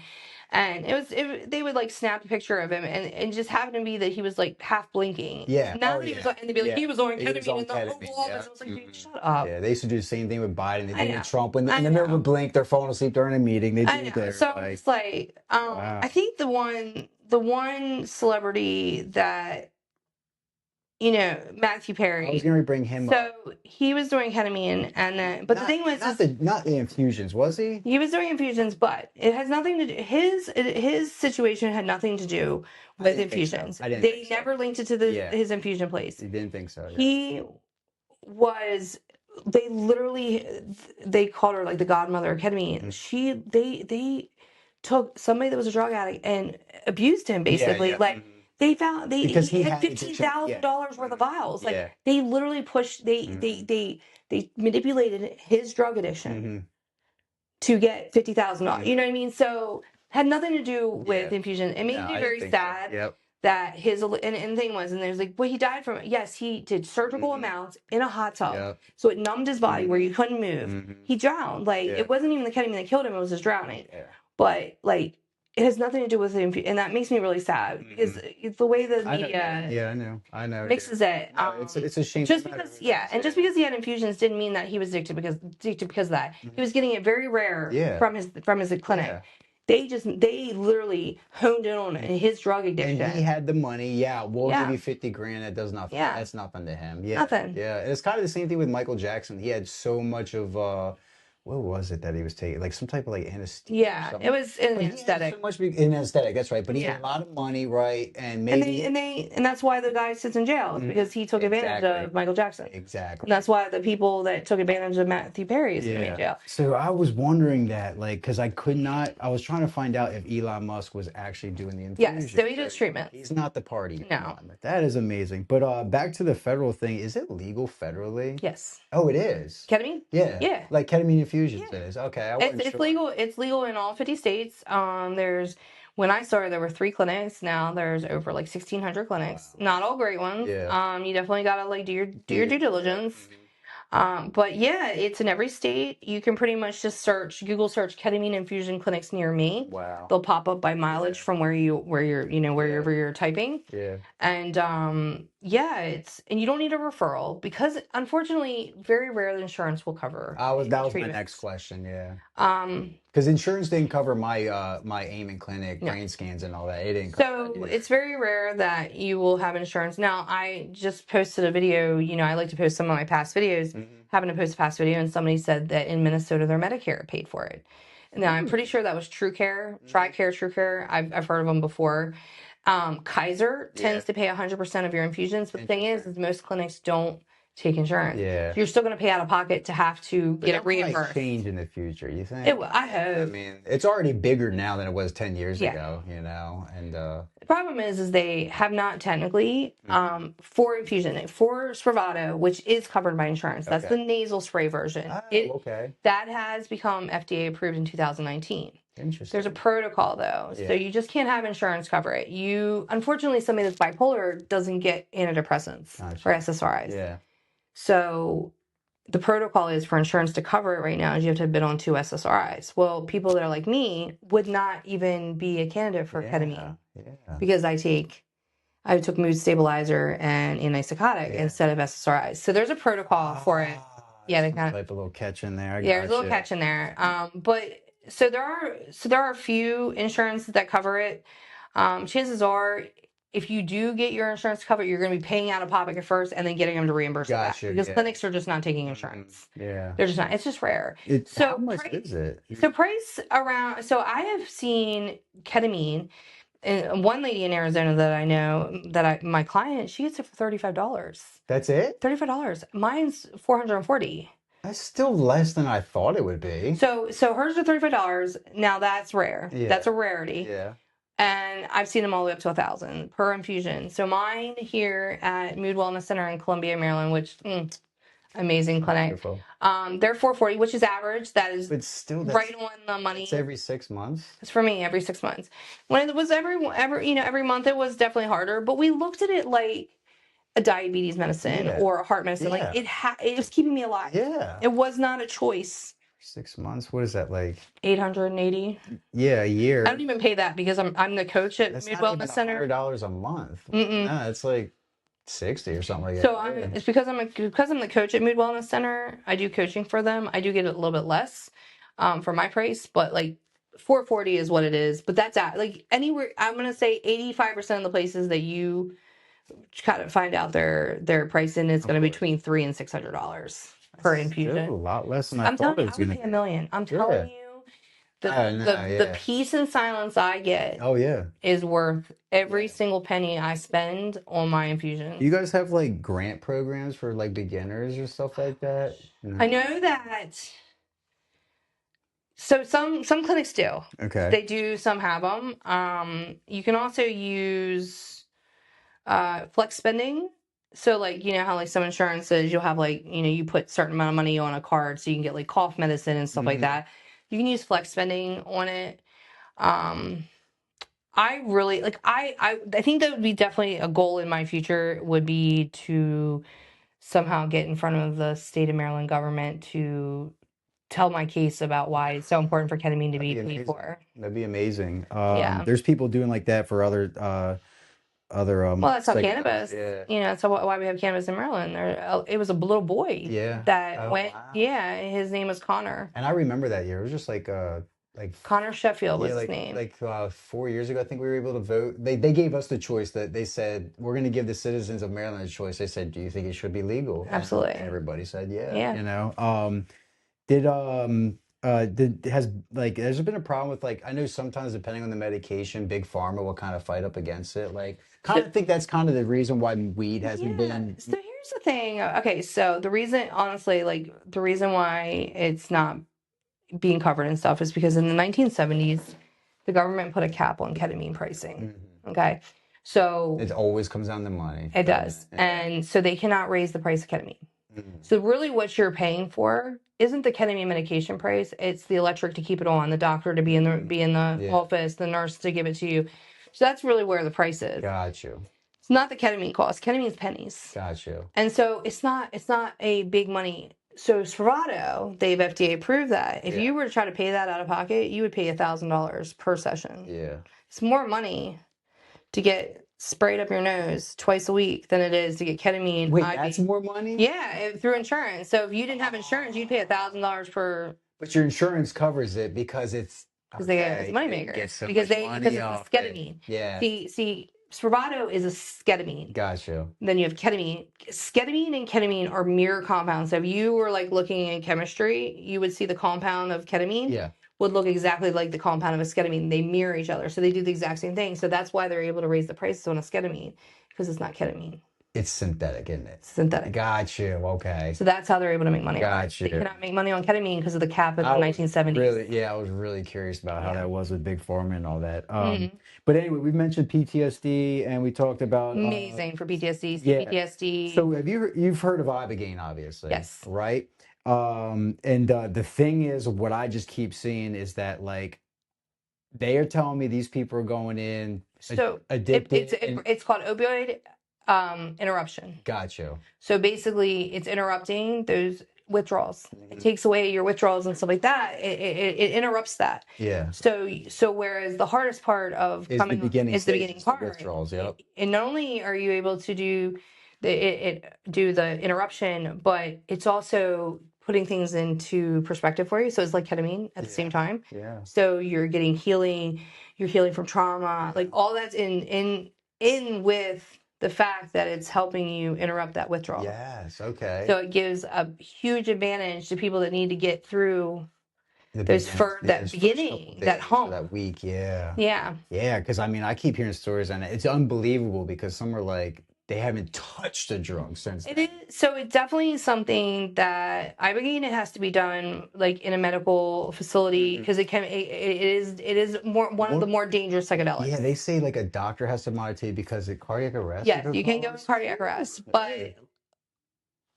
when you have a doctor and you're in the right environment, Yeah, well, it's legal in other countries. right. It's rare. It's so rare Yeah, for I anything to bet. go wrong. But you do want to do it in a medical But facility. it's not technically legal here in the United States, There's but there lots are of studies. states that pass Kentucky. laws. Yeah, Kentucky was one. I think Texas was Vermont, I another think. one. There was a list of like 5 or 6 of them. I do Yeah. remember Kentucky and Texas. So then At least they've passed the Yeah. law to do the studies. Yes. Yeah, to at least look into it. Definitely like within like other psychedelics, like honestly, psychedelics are amazing for your mental health. Yeah, oh yeah, yeah, yeah. Amazing. you know, and they're seeing that. Like, honestly, the future of psychiatrics is psychedelics. Well, he calls it psilocybin, right? Psilocybin is your mushroom. Yeah, so that is that states have been already legalizing Yeah, so that. you have like Colorado, you have Washington Yeah, State, you have quite a few. yeah, Vermont, there's quite a few different ones that are legal, and it's you know, it's the future. yep, It is honestly the future yep. of psychiatric, and I think that's what scares big pharma. It absolutely You does. know, Yeah, it absolutely does. And that's a shame, man. Like, that's why I wanted to bring up the big pharma thing because just from all my past and all, you know, it's really I'm a researcher, scary. dude. Big pharma's got some money and some power, and if they feel like they're gonna lose a buck, they're gonna fight Well, against look it. at what they're doing with the studies have shown that the cannabis there's no link to anxiety relief or I PTSD. saw And I'm that like, the other so day. I really looked into it and I was like, okay, what's this about? Okay, first off, do you know what their dosages they were giving these people were? Were they really 600 low? So milligrams that's of what. edibles, not even smokable. They were giving these people 600. Who takes 600 fucking edibles? Nobody takes it. No, Nobody, dude. nobody. So 10 milligram gummy con got they're me tripping rocked. out the fuck out of 600 Yeah, milligrams. yeah, So nobody takes that amount. yeah. So there was like no, they didn't try anything smokable. They didn't try different types. Mhm. It was just edible and that was it. I'm Like pretty it sure was it was very, planned that it way. was planned. It was big Mhm. pharma. Yeah. Like it's such bullshit. Mhm. And I'm gonna It tell you right is. now, you know, I have been a cannabis user for 30 years of my Yeah, life, and when all medications failed me. yeah, The only thing that kept me my head above that water, and I'm yeah, telling you, it might have been the tip of my nose out of that yeah, water was yeah, cannabis. yeah. So No. they can say all day that there's no link, but Yeah. I promise you, the people that use it for anxiety and PTSD, Oh no, they're doing wonderful. yeah, There's people. So my cousin's fiance has gone through 2 liver transplants, mm, 2 of them, and he did not do any drugs his whole life. Like he was hmm, against weed and all that. He is medically prescribed it yeah, for the last 5 or 6 years, and he can't. He's a big advocate for weed now. yeah, Never thought he ever would, and they only just because of what it's done to him yeah, medically and for medical reasons. they've just proven that fatty liver is reduced by CBG and CBD, so Yeah, you don't even need the THC part of it. yeah. So there's huge benefits, Oh, and that's absolutely. like that's a whole different talk. And yes, you can do cannabis while Yeah. being on ketamine. You But just don't want to do it there's before it. a Sean Ryan. Do you know who he is? He's a podcaster.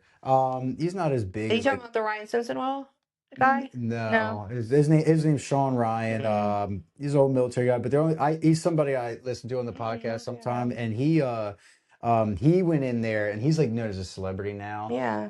He was nobody 3 years ago, but next thing you know, he Yeah. just took off. But anyway, he was in like I guess the Texas Yeah. court advocating for Abigail. Abigail, and it's really cool when you see celebrities kind of advocate Yeah. because he was a military, he was a Okay. Navy SEAL, PTSD, and he Right. deals with all that. And sometimes it sucks when you have influencers putting their opinion in there. But dude, there's a lot of times where influencers are very important for They the are. right things, man. Well, because it gets the information out. As long Yeah, as it's the right yeah. information. As long as the right You know, and I mean, information. and DMT is amazing. Like, and I think that's legal or becoming legal in Yeah, Vermont. yeah. So, like, But people have to understand that when we're saying it's trying to become legal, it's like in a medical in a facility, medical right? Like, facility. we're not telling Yes, you to do that on yes, the yeah, streets. No, no, no, yes, no. yes, yes, Like, there's a right and wrong way to do yes, it. yes. Absolutely a right and wrong way. But wasn't LSD like wasn't that used Yeah, back in the 60s? Like it absolutely. was prescribed, right? And And I didn't go my research on the why it stopped. I'm wondering if Big Pharma got probably in the Big way. Pharma. Probably Big I Pharma. don't doubt it. Because they literally used to prescribe Mhm. it for dentists and all that, or even like Mhm. depression back then. Yeah, It's Big Pharma. it's Big Pharma. Yeah, they can't make any It's money scary. off it. You know, when I started ketamine and I had gone to my psychiatrist right before I began it, and I Mhm. was like, "Listen, I'm going to start this ketamine." She was like, "No, I don't want you to." Yeah. Um, Perspective hit as she was writing out my prescriptions of Seroquel, astronomical Mhm. amounts of Seroquel with a Seroquel pen on her Seroquel pharmaceutical Straight notebook. sponsored by it was. Well, have you seen them documentaries about when the Oxycontins Oh they yeah, were getting prescribed by more milligrams, you know what yeah. I mean? Like, and they were just Mhm. pushing it, and it's a shame, man. Yeah. Don't get me wrong, there are medications that do help Oh people, no, I'm not. Yeah, absolutely. but there's definitely a money grabber that kind of abuses Listen, I'm still on medications. I went it. from 6 prescriptions daily to 2, Yeah. and slowly, and I'm at their minimum doses now. But like, you can choose Yeah. to. The beauty of ketamine, you can you can still be on medications. Yeah. You don't, nobody has told you have to be on, you can even be on Suboxone, you can Yeah. be on methadone, you can be on any of that. That was another question. Yeah. Did you have to be off other No. medications for So I ketamine and all take that? one medication called Lamictal Uh-huh. that is an anti-seizure medication, mood stabilizer that does affect ketamine. So I simply have to just miss a dose Gotcha. before I go into my ketamine. Like a day. Yeah. Oh, that's it. Oh, And that's that not much. doesn't make it not work. It just Yeah. makes me not be able to go into the experience Gotcha. if I take it. So it's Gotcha. not that it doesn't, but it's not that I don't still get symptom relief. Yeah. You know what's really cool about this, and just to throw this out there to you, and I don't know if you know anybody that is autistic, is the amazing things that ketamine is doing for autism. Yeah. I looked at the camera because my wife claims I am. Yeah. Amazing for autism. Yeah. I have two autistic clients, and it has just changed their life. But I'm even for children, there, where it used to be like it was like 17 or 18. Now I'm seeing some clinics that specialize in children, doing ketamine infusion as low as like 10 years old for people, kids that are in foster system, Wow. stuff like that, for That's PTSD, neat. autism. Yeah. I mean, because I mean, dude, Why suffer if you can heal early yeah. in life? I mean, you You got may have a chance. there. I mean, the autistic scale these days is insane. More and Insane. more The range people. is insane. Yeah, the range is insane. I do feel like some people get diagnosed with it and they don't technically have what I thought was growing up, but I do But believe I there. think yeah, Could that have been more? because we see people as profound, not a spectrum. Exactly. So you can be Yeah. on a spectrum and still be a lawyer. Yeah. Yep. You can be a Gen X and have just learned how to deal Yeah. because nobody said, hey, there wasn't no such word as autism when we grew up. You know what I mean? Exactly. Yeah. Yeah. So Yeah. a lot of people later on in life are getting diagnosed, Yep. Yep. autism. Yep. There's a funny story with that. So like we were trying to, my son, we had a doc, or I guess he was a doctor, wanted to meet up because we were concerned. So we get there and the doctor sends us a little report and says like the son is not, doesn't show any traits of autistic, and Okay. but The dad? the dad did. That's so great. And I thought they all pulled a joke on me. I did. But now there's a scale. It's like 7 things they base on. I think you have to hit 5 out of 7 Oh, to I hit 'em. consider. You know, what I mean, you I'm not can saying have, I'm autistic. I'm yeah, definitely you can neurodivergent. have autistic traits, but Right. not be considered. Well, I'm So, neurodivergent. yeah. I mean, as a child growing up, my mom had to turn my socks inside out. I couldn't have tags. I can't have Yeah. nail files. Yeah. Like Yeah. I'm very, very Yeah. sensory. Yeah. I was like that with like, I'm like with time, dude. Oh, my time is ridiculous. I have to be on that time. So if you come into my classroom, the teacher laughs because exactly the same minute every day I open the door. It's If you so look at calculated. if you look at my time clock, Yeah. it's literally if at most a minute off. I know. It's I'm the same way. around the same. Change. I pull in the same Yeah. exact minute. I'm the same all way. time, And I don't do well with change. Yeah,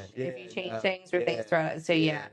So I definitely am neurodivergent, but it's definitely it's amazing for I love when the VA Yeah. Veteran Affairs is definitely taking an active look into ketamine and giving it to veterans with PTSD. Oh wow. Yeah, it's amazing, and they're starting to pay for their services. Oh, yeah. So The it's VA, I love talking to veterans. veterans that get it, that say this would have saved my buddies.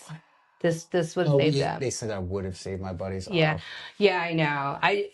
I'm about to go to my brother's, and we yeah, one of my first clients, she hung herself last week. She wasn't on ketamine, she wasn't on medication.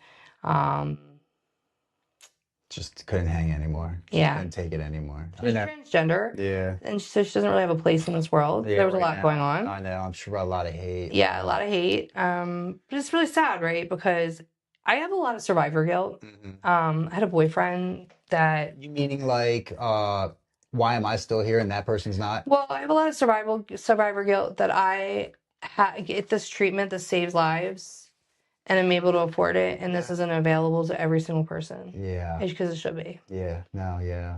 So it's a lot of survivor guilt that Yeah. I have that guilt sometimes. Like when Who knows? Who knows in 10 years, right? You do something where you somehow get a program going. I want to We're so the bad. ones that can't afford $1. You know what I mean? And I'm known to pay for people's insurance. Yeah. I do. People, You know what? That probably your feelings do probably get in the way sometimes like that, doesn't it? But it's hard not to. You just hard. want somebody to feel what you felt. I do. You want them to get out of that rut. And I know that there's light at the end. Oh yeah. You know, whereas I suffered in such darkness for 20 years, thinking there was never, ever, it did, even when I started infusions, did I think it was going to give me full remission? No. No, I just had the hope. Yeah. But then living in full remission, and like my paperwork does say full remission. That's amazing. My psychiatric paperwork That's amazing. does. Now, tell us about your success, the filmmaking, all the awards and all that. Yeah. So, after I started doing infusions, I had enough energy, and my daughter was born star of entertainment business. So I was able to drive to New York for auditions and function, you know, and so we got her into the entertainment world. Was it your daughter that wanted to get into filmmaking first before you? Or? Yeah. Oh, wow. So we happened to be on a cheer team, her first cheer team. Yep. She was on this cheer team with these cheer. Yeah. Mm-hmm. With these two twin little girls that had an agent, a talent agent, and you know, so I started talking to the mom, and they were like, Issa is so outgoing and so like, look at me, center. She looks like you and your husband directly. I know, right? Like right 50-50 each. But yeah.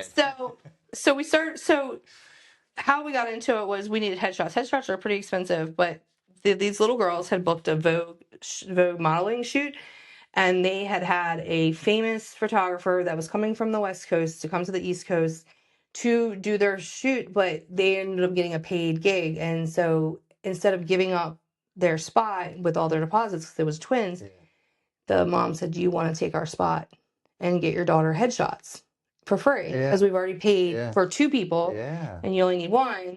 So I took her out to Parsippany, New Jersey, and had her done headshots, and then just started getting got her a coach and started getting her into the entertainment business, you know, slowly. Yeah. Well, then the pandemic hit. Yes. And so we had her a manager. She had a manager and she has an agent. And so the agent and the manager, the pandemic hit, entertainment world shut down. And they said, listen, we need footage in order so when as soon as it opens back up, we can do a running start, and she has footage to show for her portfolio. You, mama, are going to need to figure this out with the entertainment business shut down, how to do this. So, George Floyd had just happened, and I don't know why why I decided to write about something like that, but I mean, dude, it was a crazy time. Yes, it was a crazy time. And so I needed footage for her portfolio. So come to find out, after I'd written this thing, she had gotten a job with this production company to test their equipment. Yeah. So they'd sent me over a contract, and I meant to attach it back, but accidentally attached a script. Yeah. To this production company and sent it back. Really on accident? No, it really was. Oh, really? It really was. Because I was like embarrassed. Like I'm just a mom. Like I don't know what I'm doing. Like I'm just trying to write something for my daughter, you know. And so they wrote me back and they were like, listen, this needs to be said. Like there's this voice that you're trying to show, like needs to be, you know, filmed. Mm-hmm. We really think you should put it into festivals. So we decided if she would, you know, test their production equipment, because they had all this, the production set, that they would allow us to use their equipment to film this short film. For free. Yeah, right. So I hired an actress out of Virginia, Kim Basha. $50, right? $50 budget. $50 budget. I hired her. She came over, and we filmed this little film for her and put it into festivals. Like I said, I had only taken one film class during the pandemic. I just wanted to take something, so I just randomly took a film class. And put it into festivals, and 33 festival selections and 13 awards. And 13 awards, right? Yeah. And didn't you say they talked about, like, because of this, they figured out a new technique? They did. So apparently, within my film, I created a new experimental technique for filming. I really, when you watched it, you could tell that, like, she was on a Zoom. Yeah. And I was just trying to keep her safe because I didn't want, because of the Delta variant of the virus, didn't want my daughter in the same room as this lady for fear of you're getting sick. Yeah. So I created the film as like they were on a Zoom. Yeah. And apparently that was like some new technique, and the way I watched it was awesome. Yeah, and the way it ended, like the kind of like the filtering off with the walkie sound, apparently was some new, I don't know, a new way of filming, like ending. And they loved it. Yeah, loved it. Cool. I how that loved just it. worked out It like that did. way, right? It did. So 13 awards, you bit 32 It was festivals? 32 festival selections and 33 festival selections because two of them, one film for one festival got chosen twice. Okay. So not only did it get Still cool though. further Yeah. for the category, but it got like best in film for film Nice. festival. Now, you guys still plan on trying to do some filmmaking, or is that just like a once in a thing?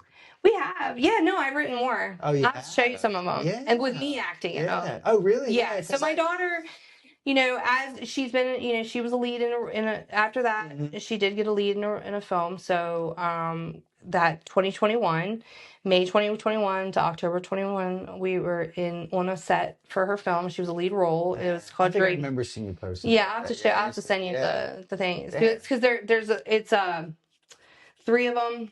They're waiting for the other two to release all three. So hopefully it'll be soon. Who knows? It's only been 5-6 years.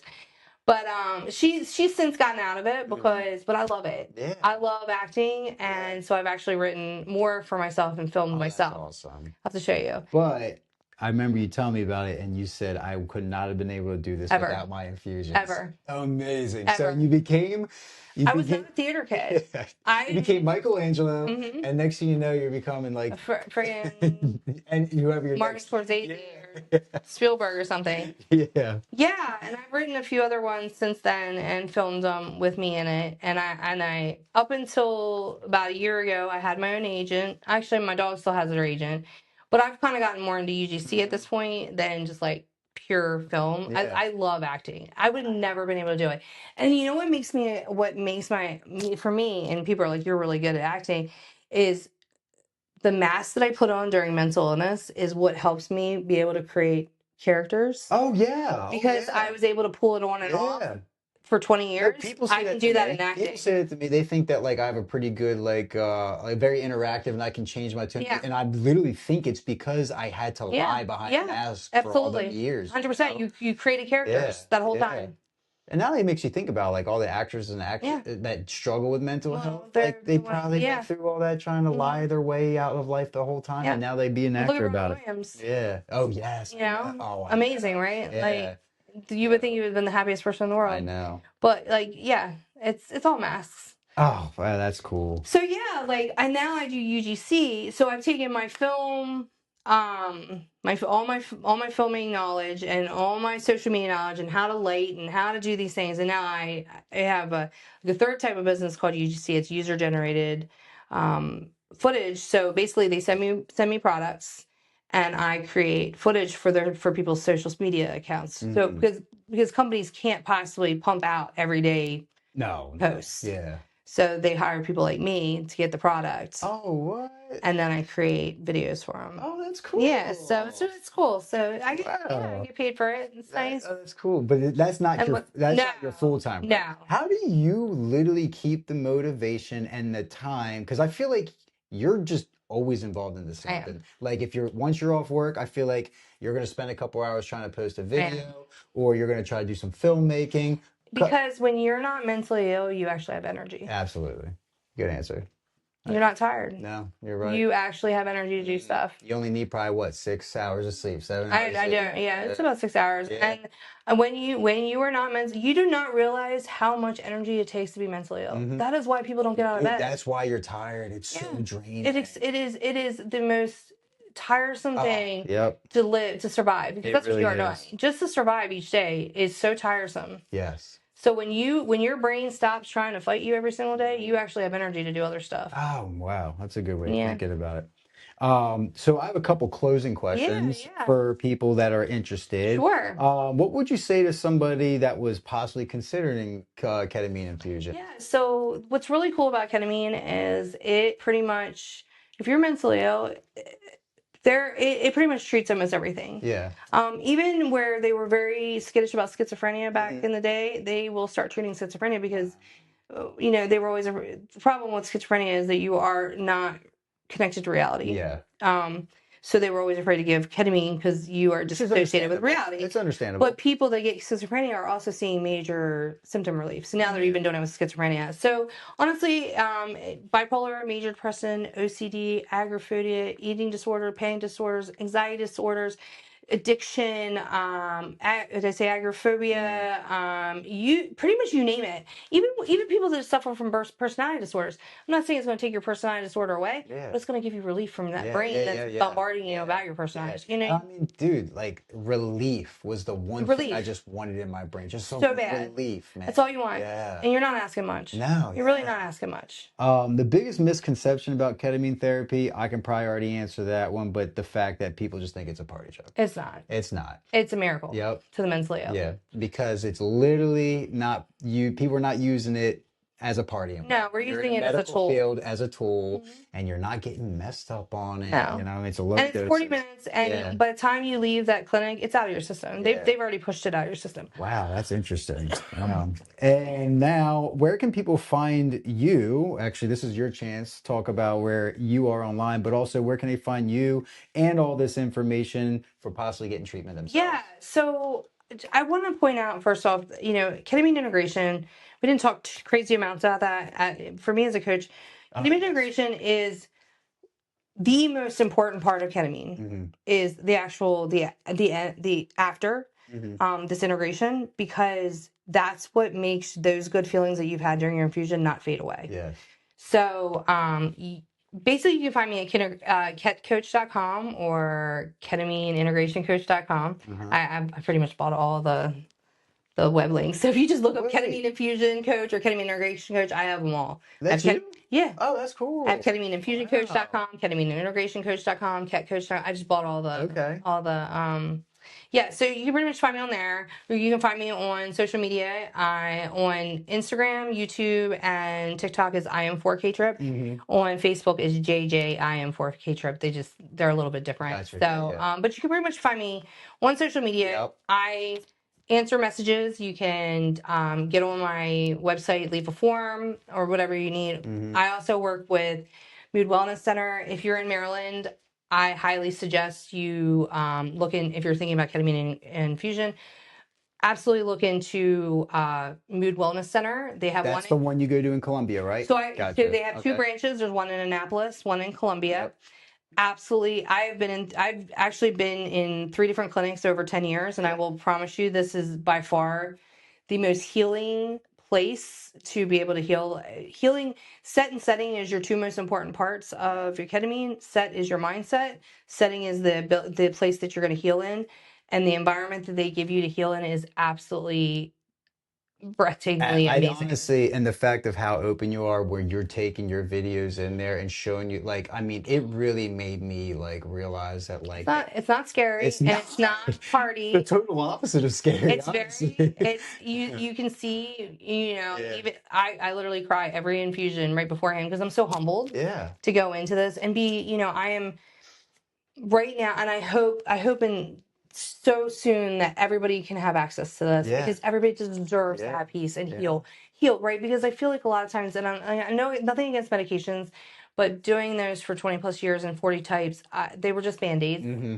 You really weren't healing what Yep. was the reason why you were Yep. taking the medication. Yep. And so, with ketamine, you're able to go in and heal those areas, Oh. so that eventually, and if you want to, not everybody does, but eventually you can come off medications. Yeah. I know so many people that don't take not one pill now. Yeah. They just do infusions.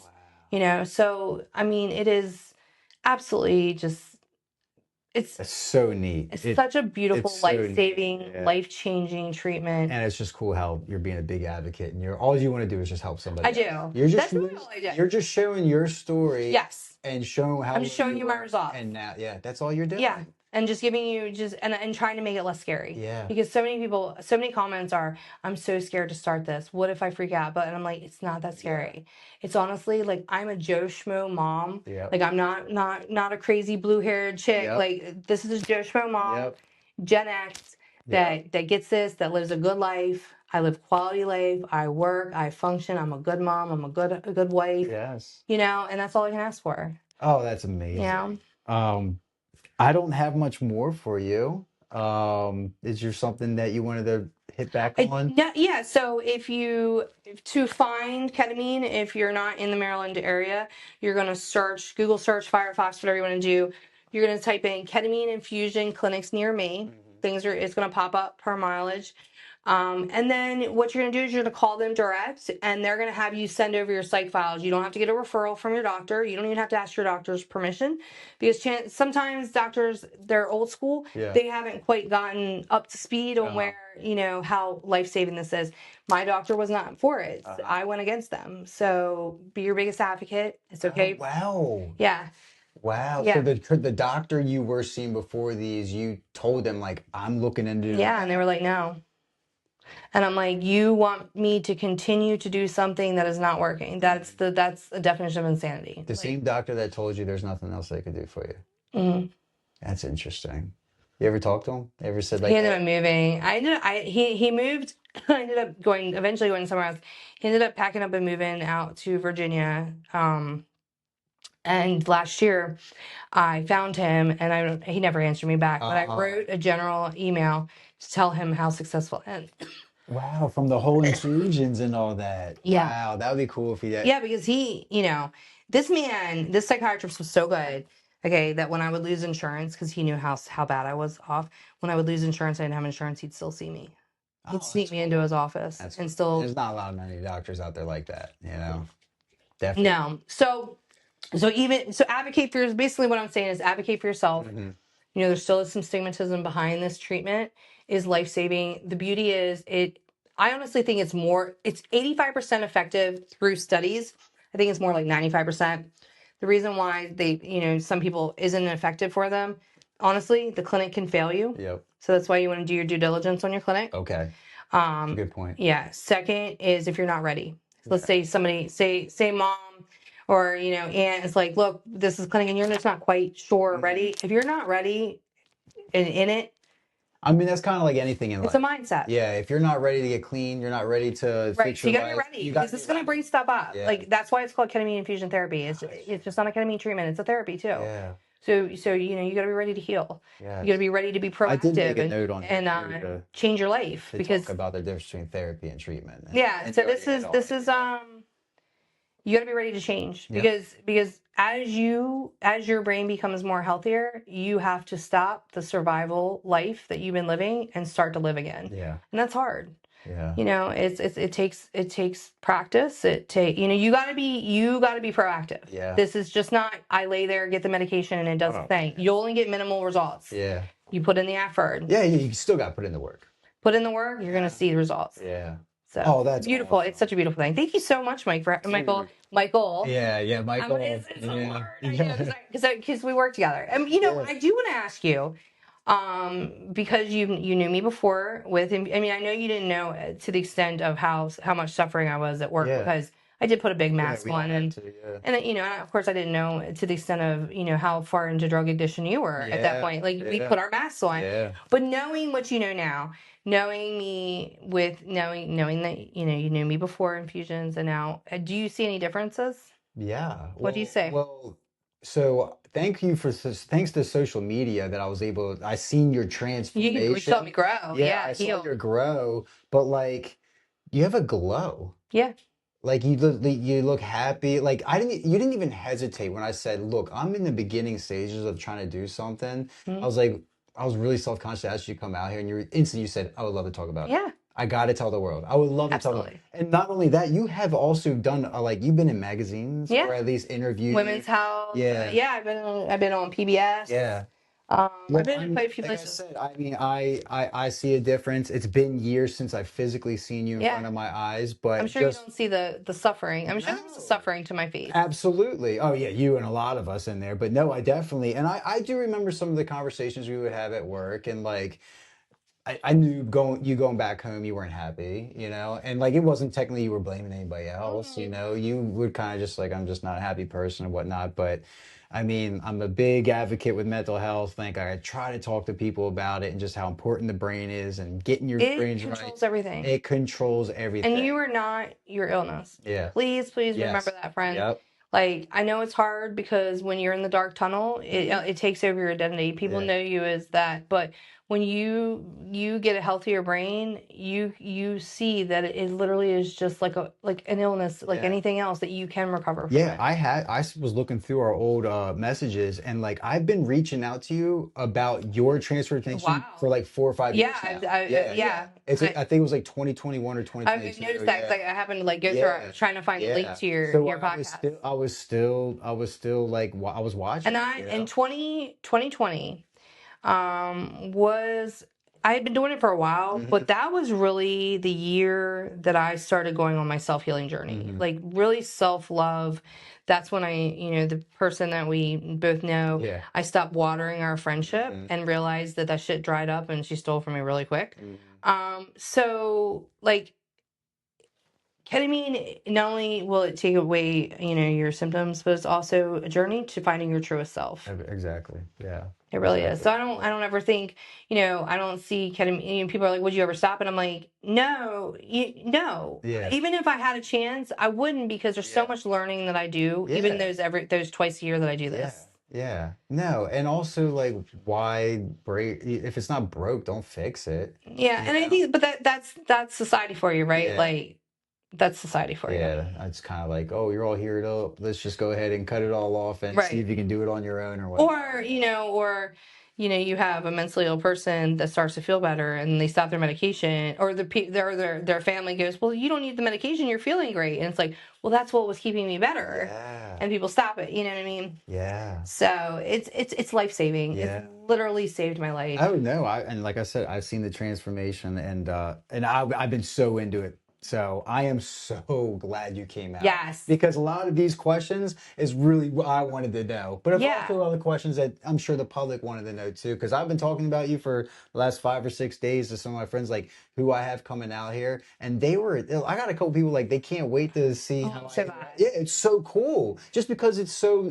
neat and they just thought it was cool that I asked somebody like that. I'm Yeah. like, dude, I knew this person, and I think the transformation, is It's night and amazing. day. It's night and It's night day, and day. night and day. I really am a So, different person. and like, I hope people see that, like, the way your mind was and is literally just like any person that Yes. is low Yes. addiction in any I way. was as Your brain was thinking the same exact yes. things we all I were, was as bad. I you was know? bad,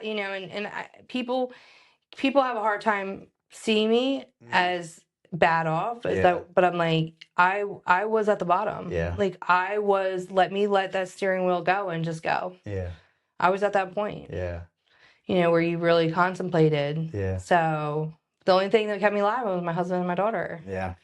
If I wouldn't have had them, Oh, that's and beautiful. that's the one, I to those that have lost people in their lives, they weren't selfish. Hmm. That person that did it, that wasn't selfish. That Hmm. was survival. Hmm. They were done. But just know, and I'm sure you already know, you have a purpose on this life. You have a purpose, Yeah. and I have a purpose. And what's crazy is the fact is my purpose is telling people about my mental Yeah. illness and my results to help people. Like who would have known that mental illness gave me purpose when I thought that mental illness gave me no purpose? Oh, I wanted to ask you a random Yeah. question. So, like, I know it's like got you into more creative, being artistic. Did you Yes. change like your clothing style Oh my too, the way you God. Oh my dress? God. I used to wear all black, like completely black, like black on black on black on black. Yeah. And now I love Yeah. Oh, color. I know. Yeah. I switch everything Yeah. up. Yeah. I'm a Yeah. color, Yeah. love color Yeah. That, now. that was something I meant to ask too. So that's cool that Absolutely. you're Every more bit of me creative. changed. Yeah. Yeah. That is so awesome. Yeah. Everything's changed. Anyway, I can't thank you enough for coming. Thank you for having me, And Michael. I enjoyed it. I hope you did I as did. well too. It was So fun. anyway, We got to catch up and it was a lot of fun. that was really cool. Yeah. So Yep. So thank you for coming. ketamine-integrationcoach.com. And if you want to find me on social media, watch any of my videos. I tape my infusions. They're all over the top of the pin. Yep. So they're easy to find. Is I am 4K Trip. So come find me. And thank you very much, Yes. Jada. Thank you. Thank you. Thank you. That was Yeah, awesome. awesome. Thank you so freaking much. Oh, I enjoyed I got that.